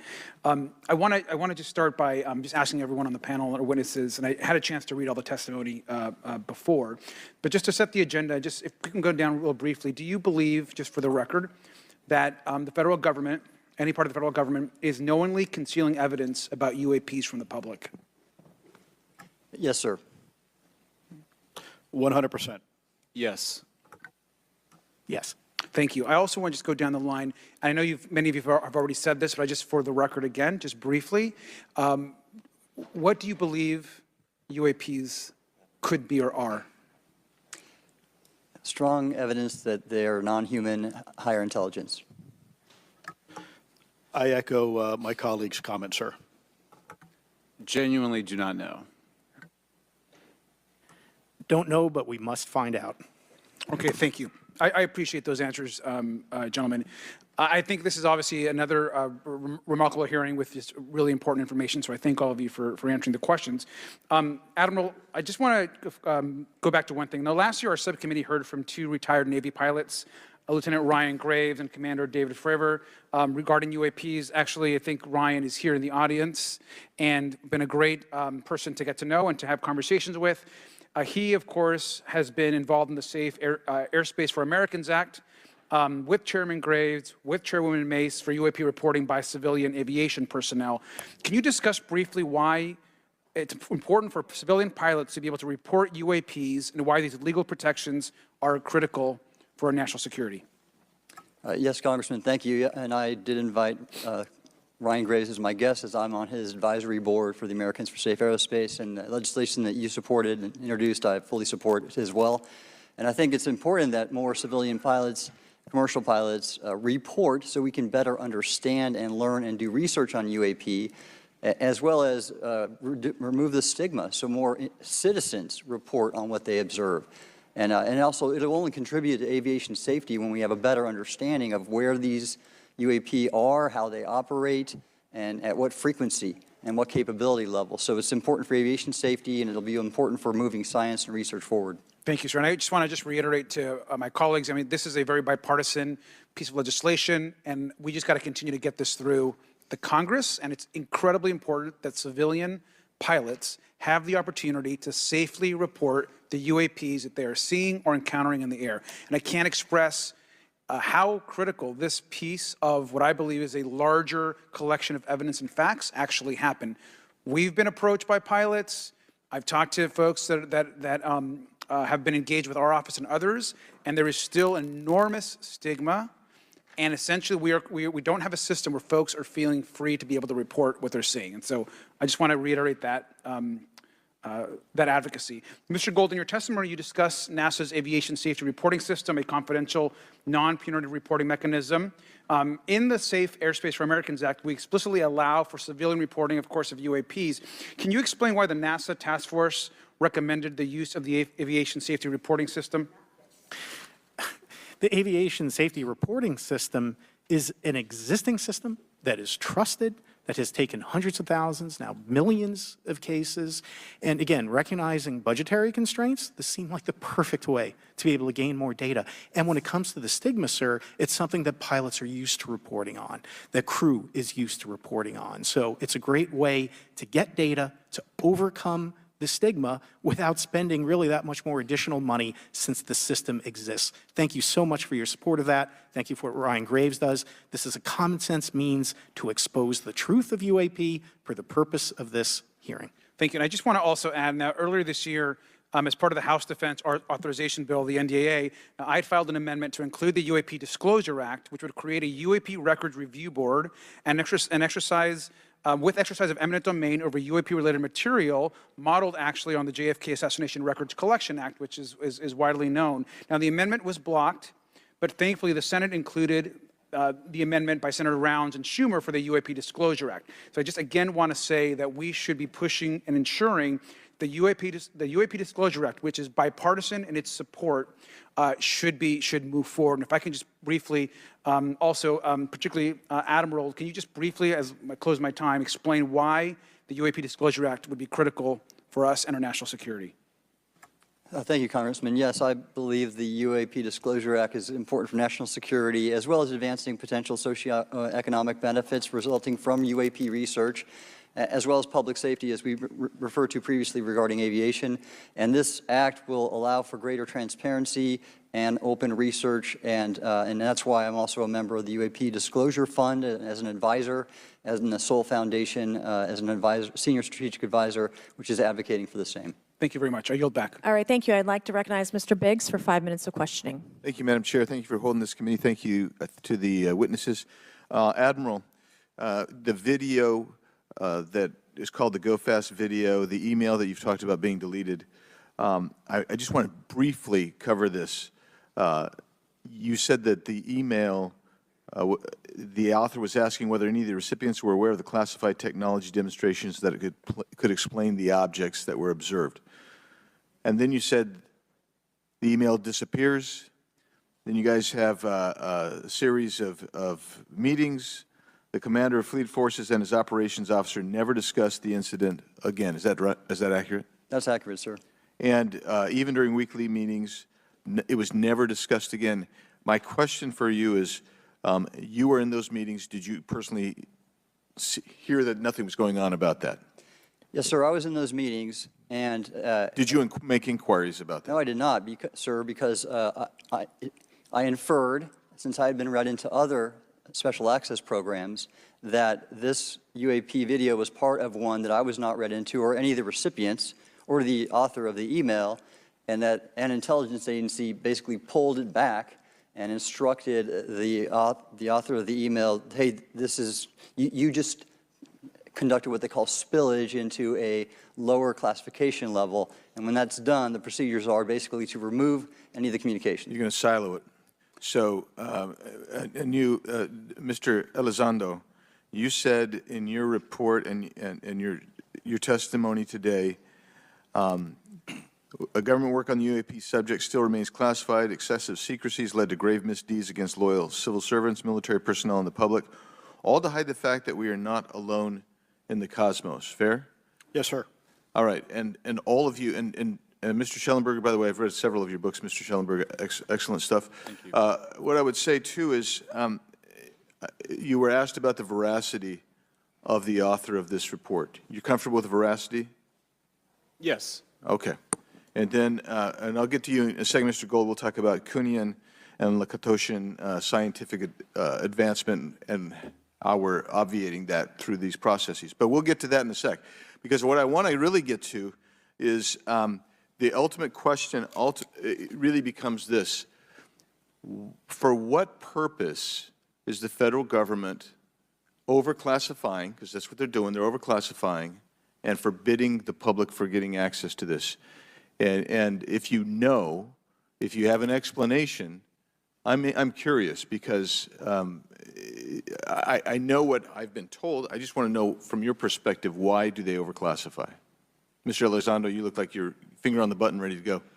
Yes, sir. Forgive me. I think there's several reasons. I think at the time when this reality became evident to the U.S. government, we were in the middle of the Cold War with then Soviet Union, and we did not want to tip our hands to what our knowledge base was on this topic. We did not want to broadcast that to the Cold War's long over. It is, sir. It is, sir. There's also then the philosophical argument that the Department of Defense and the intelligence community is solution-oriented. And when you don't have answers, it's a really tough spot to be in. It's easier to be quiet and suppressed than if you don't have the answer. Indeed, sir. In fact, there's a very real example when we built the U-2 spy plane and flew it over then Russia, and we're taking reconnaissance. And when we first started flying the aircraft, it flew so high and so fast we thought they weren't tracking us. In reality, they were tracking every flight. It wasn't until the Russians could develop the SA-2 surface-to-air missile and successfully shoot them down. I would suggest to you also, along with Lakatos and Kuhn, you also have a problem with Kenneth Arrow's path dependence or increasing returns. That's one reason why they won't disclose it. It's too painful to admit. But I just want to read a couple things from Mr. Schellenberger's what he gave to us today, because I think this is interesting stuff, and I just want to convey this to you. On USG networks, there exists infrared footage of and imagery of a grouping of vessels engaged in SIGINT and mass collection at night in a specific area of the Pacific Ocean. This footage, which was in close proximity to the vessels, a large equilateral triangle UAP suddenly appears directly over the ships. These three bright points are seen at each bottom corner of the UAP, which is observed to slowly rotate on its horizontal axis. And he goes on to describe that. And I just want to read one more, and I'm doing this because I think it's interesting. This stuff is interesting as anything. So let's get this one here, right here. While performing a routine airspace surveillance and control mission in the eastern air defense sector, an F-22 fighter observed multiple UAP contacts at mission altitude. Moving to intercept the F-22 pilot noted multiple metallic orbs slightly smaller than a sedan hovering in place. Upon vectoring towards the UAPs, a smaller formation of the metallic orbs accelerated at rapid speed towards the F-22, which was unable to establish radar locks on the presumed hostile UAPs. The F-22 broke trajectory and attempted to evade, but was intercepted and boxed in by approximately 3 to 6 UAPs. And then I'll leave that there, but because I just have no more time left. Well, she's not looking. So let's just get into let's get into part of this. I thought I would be saved by the bell. No. Let's talk about Kuhnian, Lakatoshian type of scientific development, and the problem that we have here is you have institutional blockage of what would be normal development of scientific ideas. And if you want to expand on Mr. Gold. We're over time, so be very fast, please. I'll just say I'm a recovering attorney, so please take it easy on the science. But all breakthroughs have been heretical at first, And that's the challenge that we face, particularly with something as extraordinary as this, which is why gathering the data is so important. And I'll just end by saying, by the way, the overclassification of material is in no way limited to UAP. That is occurring throughout the government, as well as the inability to get people classifications in a timely and efficient manner, and then to have those classifications be broad enough to be useful. So this is a larger issue that I hope that Congress will look at. Thank you. Thank you, Mr. Biggs. I've been generous. All right, Mr. Burleson, I'll recognize you for 5 minutes of questions, please. Thank you, Madam Chair. Mr. Elizondo, does any branch of the United States government or defense contractors possess technology? Sir, there's documentation that I believe was submitted for the record that was approved for release by the U.S. Pentagon, by the Department of Defense Office of Pre-Publication Security Review, and it states one of the reasons why my predecessor program, OSAP, was trying to collect material of unknown origin. Was it successfully collected? It was not. What happened is that there was an aerospace contract company that requested to divest itself of the material that was collected in the 1950s. Right. Unfortunately, that didn't actually occur. So let's dive into that. That's the Bigelow Aerospace, correct? So yes, sir. There was a journalist, Christopher Sharp, who said that there was a transfer between Lockheed Martin, Bigelow Aerospace, and the CIA allegedly blocked this. Can you describe that?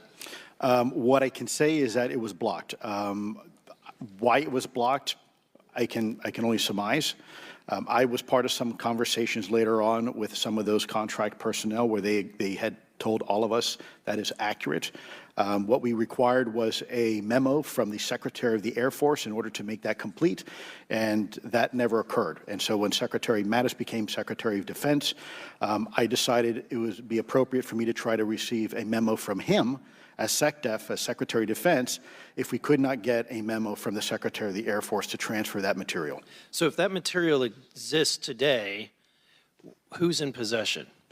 Sir, I wouldn't be able to have that conversation in an open hearing. We'd probably have to have that. Okay, my question to you then is, if we were in a secure setting, if we were in a SCIF, would you be able to provide or get access to something, whether it's visuals or material that we could put our hands on, or biologics, that would convince me, that would show me that we have non-human origins? Sir, that decision would not be mine. That would be to the gatekeeper still in the U.S. government. And who would we, so if you were in our shoes, where would you go from here? How would you get that information? A lot of times we just don't know who to ask because we don't know where to go next. So if you were in our shoes, where would you go? Well, I prefer to answer that question in a closed session. However, we established AARO for that very purpose, and unfortunately, under its previous leadership, it failed. So one would hope that they would have the authorities necessary to do that. Let's hope that this new iteration of leadership will be successful. In the discussions, it's simply about material, or is there discussion about it was previously testified that there was biologics that were collected. Are you aware of any of that? I am, sir, aware of the reporting that biologics have been recovered. Again, my focus was more nuts and bolts, looking at the physical aspects of these phenomena, how they interacted around military equities and nuclear equities. So I'm certainly not a medical expert. I would not be able to probably provide you a whole lot of value in that simply because I don't have the expertise. But was anything described as that we have possession of bodies? Yes, yes. Is it multiple types of creatures, or? Sir, I couldn't answer that. I can tell you anecdotally that it was discussed quite a bit when I was at the Pentagon. The problem is the supposed collection of these biological samples occurred before my time, in fact, before I was even born. And was this part of the Lockheed Martin discussion, or was this the biologics is a completely separate? Separate yet related. Okay. Has anyone made contact? Sir, I'm sorry, could you specify? Has there been any, to your knowledge, any communication with a non-human life form? So the term communication is a bit of a trick word because there's verbal communication like we're having now. The problem is you also have nonverbal communication. And so I would say definitively yes, but from a nonverbal meaning, when a Russian reconnaissance aircraft comes into U.S. airspace, we scramble 2 F-22s, and we are certainly communicating intent and capability.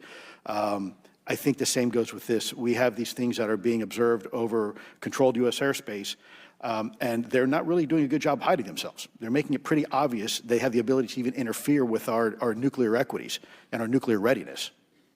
Is the United States government and our contractors, are they pulling technology from this? Are they're reverse engineering this? Sir, as I previously stated, and please forgive me, I am not authorized to discuss specifics about crash retrievals. I signed documentation with the U.S. government. What I can say was, after a very thorough review process by the Pentagon, what I wrote about, and that was my limit, unfortunately, that I was given.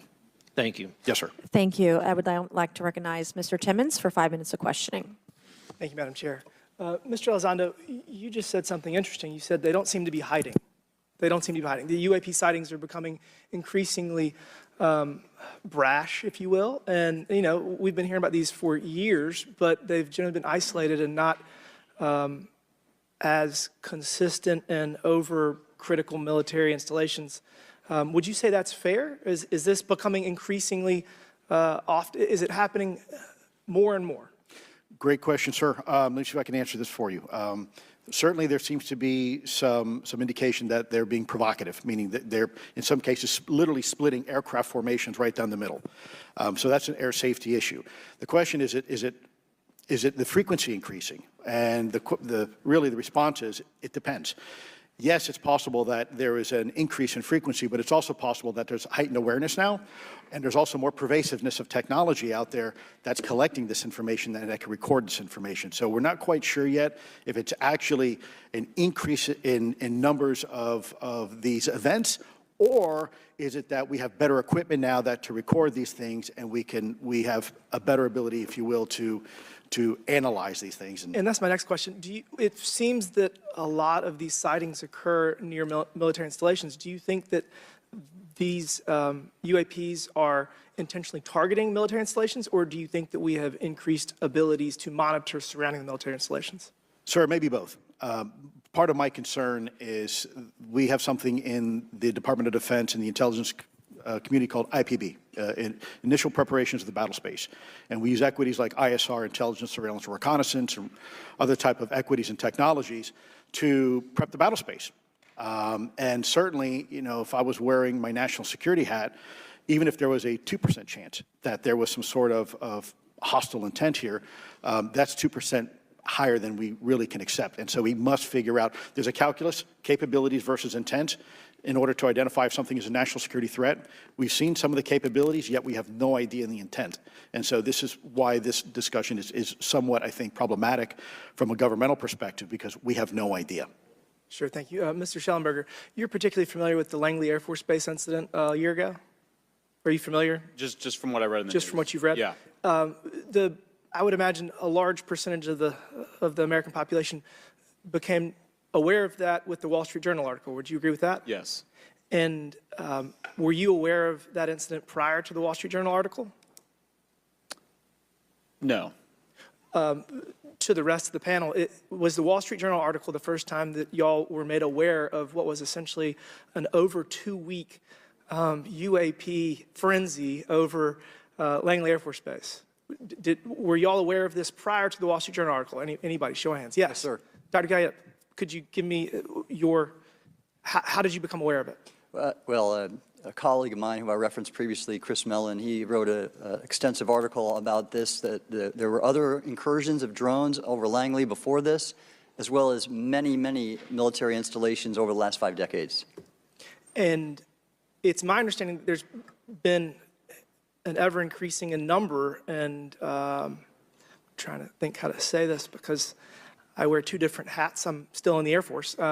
So, I mean, it seems that they're becoming increasingly brash, and the question that we really have to figure out is is it China or is it non-human? And I think that's the biggest question the American people want to know. If it's China, it's scary because they have a lot of technology that we cannot explain. And if it's non-human, that's scary because we don't know the intent. Would you say that's fair? Yes, Congressman. And in fact, I really believe that we should use this hearing as a catalyst to improve and bolster our air defense capabilities and our maritime domain awareness capabilities, because obviously there are holes in it, whether it be UAP of non-HI direction or NHI direction, or, like as you say, sir, China or any other adversary. Are you all aware of any task force at the Pentagon or in the national security apparatus that's trying to assess the answer to that question? At the current moment, sir, no, but this is a great point. From 2020 to 2022, there was a UAP task force in the DoD succeeding where Mr. Elizondo worked, led by Jay Stratton, who had the first comprehensive whole-of-government approach to UAP, which involved pathways to declassification and to increase transparency, as well as assessing the national security risks of UAP.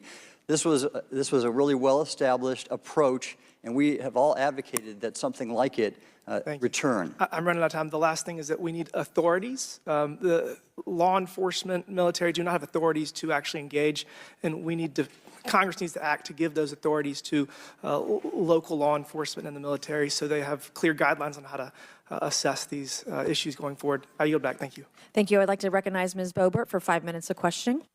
Thank you, Madam Chair. Now that we have all been cautioned in this committee hearing that the mention of Pentagon's Immaculate Constellation program could put us on a list, well, I already find myself on many lists, I'm sure. So I speak my mind often, so why not just keep going with it? May as well just go all out and say it. The Earth is flat, birds are government drones, and we've never set foot on the moon, and Joe Biden received 81 million votes in the 2020 election. So let's just see how many lists we could get on here today. But Mr. Schellenberger, I wanted to ask you, I think I understand from this hearing that you would agree that classifying information like this is not in the best interest of the people. Is that correct? Yeah, I mean, with the caveat that, of course, I would support classification necessary to protect secrets essential to national security, but I think it's pretty obvious that there's overclassification. Overclassification, yes. And so in most instances, if they can't tell us what, do you think at some point they'll at least tell us why? President-elect Trump has repeatedly committed to greater transparency, both on the UAP issue, on JFK files, on COVID origins, and many other things. So I think that we need to make sure that the next administration is held accountable for that. Agreed. And this is for all four of you. Yes or no, please. I have many questions I want to get to. Are there any known instances of recovered materials or technologies that are not of human origin and maybe connected to any advanced bioscience defense programs within the USG? I don't know. I wouldn't be able to answer that, ma'am. I don't know. I don't know. Okay, so there are rumors that have come up to the Hill of a secretive project within the Department of Defense involving the manipulation of human genetics with what is described as non-human genetic material, potentially for the enhancement of human capabilities, hybrids. Are any of you familiar with that? Yes or no? No, ma'am. I am not, ma'am. I'm not. No, ma'am. Okay, I would like to know, with Immaculate Constellation, how does this relate to UAP activities, Mr. Schellenberg, in oceanic environments? Are there any instances where the Navy or other maritime forces have encountered UAPs that could not be explained by known technology or natural phenomena?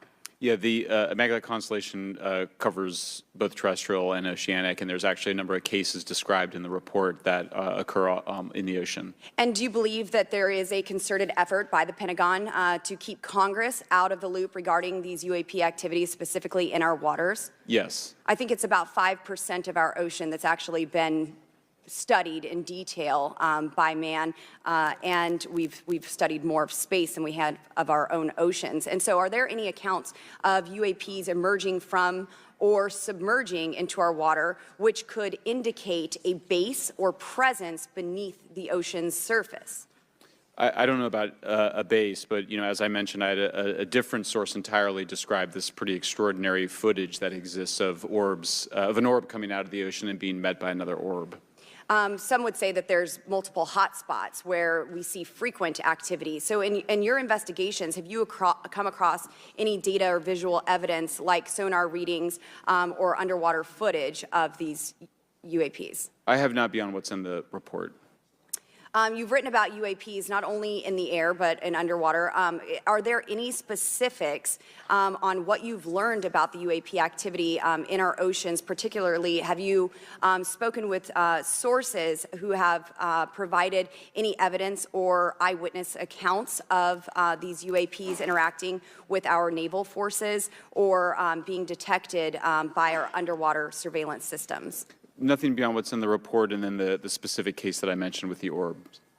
So this report says it all. There's no other information that we are aware of regarding the activity within our waters. I have other sources that have told me that have shared a significant amount of information, but they're not comfortable with me sharing it at this point.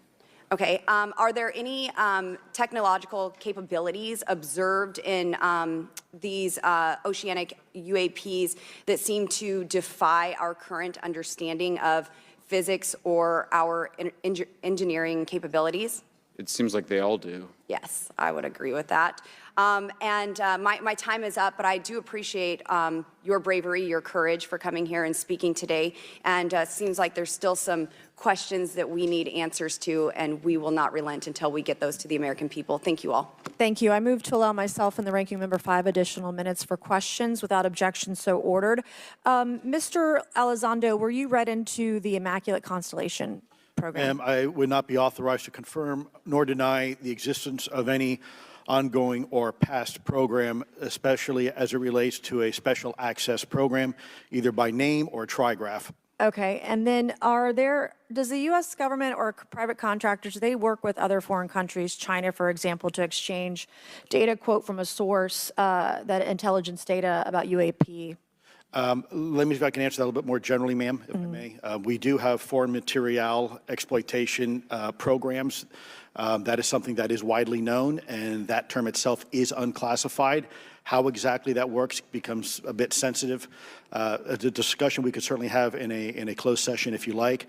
We do work with international partners and allies quite often, not just in military exercises and workups, but in other intelligence efforts as well. In terms of material that's given to private contractors, is certain material given to certain contractors because of their experience? So, for example, if it's related to submerged and undersea propulsion, would it go to a general contractor like General Dynamics?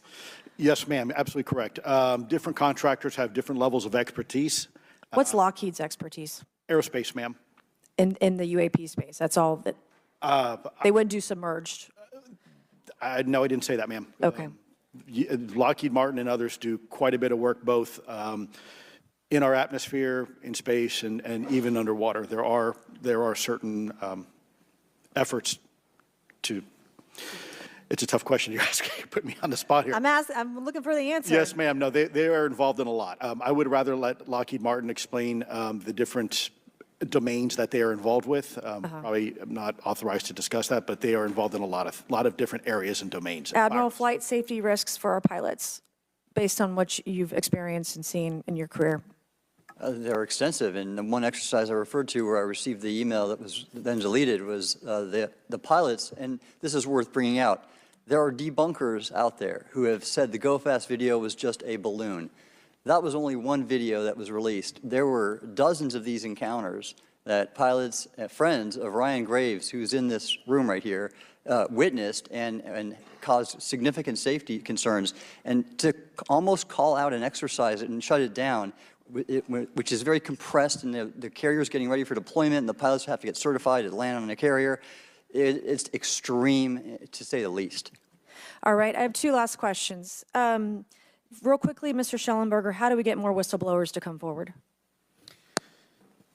Well, this hearing is very important, and obviously, I can't encourage whistleblowers to obtain information, but I can guarantee that I will protect them and go to prison to protect their identities if they come to me. Yes, sir. Okay, my last question. The first hearing we had on this, I'd never been briefed on UAPs or what they were, biologics, non-human, et cetera. How would you define, each of you, my last question, how would you define non-human biologics, non-human intelligence? What are we actually talking about? Admiral, and we'll go down the line. I don't think it's a stretch when you look at the diversity of life on this planet and the size of this universe to think that there would be more diverse, higher order, non-human intelligences throughout the universe, and that's probably what's visiting us. I would take the scientific approach. The definition would be the ability to react to a stimulus in a manner that requires an intellectual thought process. I just don't know. I think we must be modest in our assumptions that we're looking for intelligence. That could be biological, it might not. Non-biological, but what non-biological intelligence, what does that mean, though? Artificial intelligence, ML, machines. We assume that all intelligence would be like us, and every time we look out in the universe, we are humbled relative to what we don't know in terms of the forms of intelligence and what it may take. I can assure you I probably can't ask you your question, but I think the ultimate answer is going to surprise us all. And then Mr. Garcia, you had a few closing remarks. And I know we're about to hit votes here, so I'll be brief. Just, I want to thank you all for being here. I want to thank Chairwoman Mace especially for holding this important bipartisan hearing. And I want to thank all the committee members that are interested in this topic. I think our commitment to all of you and all the folks that have contacted us, and certainly to the advocates and the pilots, is that we need to continue investigating UAPs. I think the country the country is owed explanations and ensure that the safety of national security is always protected. This is a conversation and questioning that must continue, so I'm very grateful to all of you. And I also just want to add, just personally, I think it's really important for me, two things guide my questioning and my observations on UAPs. One is we should always be guided by facts, science, and data, and stay serious on those issues. And the second thing is I think that we should not limit our imagination and our thoughts and our curiosity on what UAPs could actually be. And I think those two things for me are really important, and I'm grateful for all of you to be here. So with that, I yield back. Okay, and we have Mr. Ogles, who is on the way. He's going to be here any second. Is that correct? Want to check, and he'll be the last member with questions that we have today, and then we have votes. So we want to thank you all for being here. I want to thank Mr. Garcia and folks on both sides of the aisle for being here today and being patient. We have a lot more questions, and I hope that this will open the door to more hearings in the future. I obviously would like to know how much taxpayers are spending on this. You have the right to know, but also if we're spending money on something that doesn't exist, why are we spending the money? And if it does exist, why are we hiding it from the public? And of course, our national security is a huge issue, because if there's technology that could harm us or our allies that are in the hands of our adversaries, we obviously want to stay ahead of that to the best of our ability to ensure that that technology is not in the hands of someone who could use it against us or our allies anywhere in the world. So, Mr. Ogles, you're just in time, babe. I will recognize you for 5 minutes of questioning before we head on out today.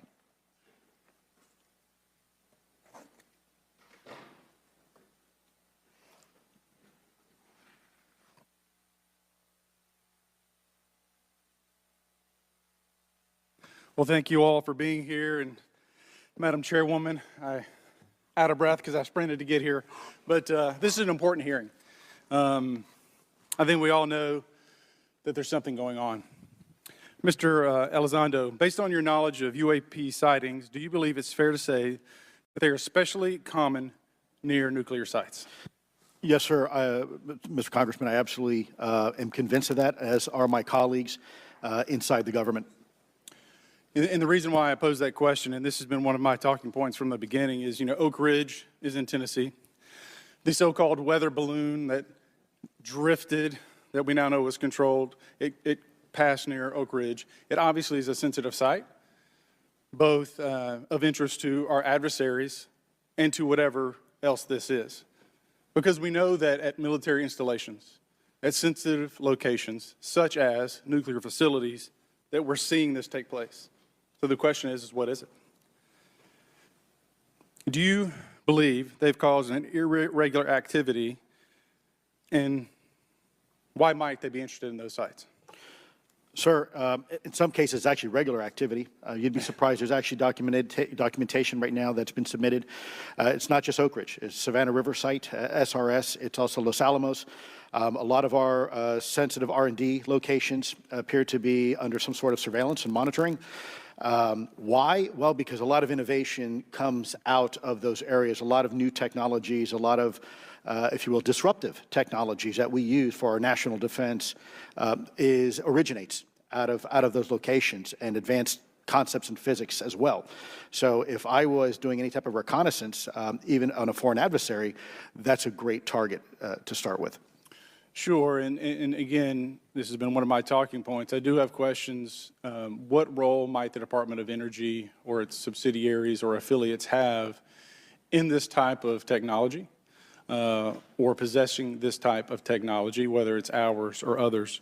Mr. Gallaudet, I think your testimony has been pretty clear, but would you please reiterate that do you believe UAPs pose a threat to pilots? Excuse me. Yes, sir. Absolutely. They were threatening Navy pilots during the exercise that I was, my people were involved with in 2015, and it's my understanding they're risking pilot safety, commercial and military today. Well, considering, and I understand that there's a need in some cases to keep certain technologies secret, but you believe that it is posing a threat to our personnel, correct? Yes, sir. So I think it's reasonable to conclude that if there is a threat to our personnel who are serving our country faithfully, that there be oversight. 100%, Congressman. And in fact, that's the one thing that we've not talked about enough during this hearing is the fact that the government executive branch not sharing with Congress what it knows about UAP infringes on your legislative and oversight responsibilities to such an extent that's very concerning. I mean, what else are we, if you look at national security or intelligence or foreign affairs or appropriations, you all have oversight and legislative responsibility regarding those. This UAP issue may be the greatest issue of our time, and it's being hid from you.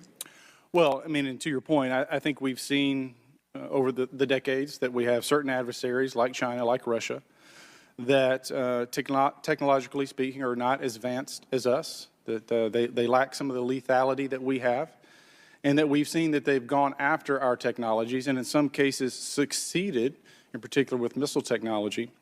And so again, my concern, whether this technology emanates from us or otherworldly, that we know that we possess it. And where's the accountability? Where are the stopgaps? What are the guarantees that if this were to fall in enemy hands, that it isn't immediately weaponized against us? And I'll say this, it is clear from my experience and what I've seen that there is something out there. The question is it ours? Is it someone else's? Or is it otherworldly? And Madam Chairman, I would posit that as the legislative body, as the regulatory body, we must know. And anyone who prevents us from gaining access to that information, I would consider that criminality. Because we have U.S. personnel who may very well be in harm's way. We have technology that ultimately may threaten our very existence. With that, Madam Chairman, I thank you for your indulgence, and I yield back. Thank you, Mr. Ogles. And with that and without objection, all members will have 5 legislative days within which to submit materials and to submit additional written questions for the witnesses, which will be forwarded to the witnesses for their response. If there's no further business without objection, the subcommittee stands adjourned.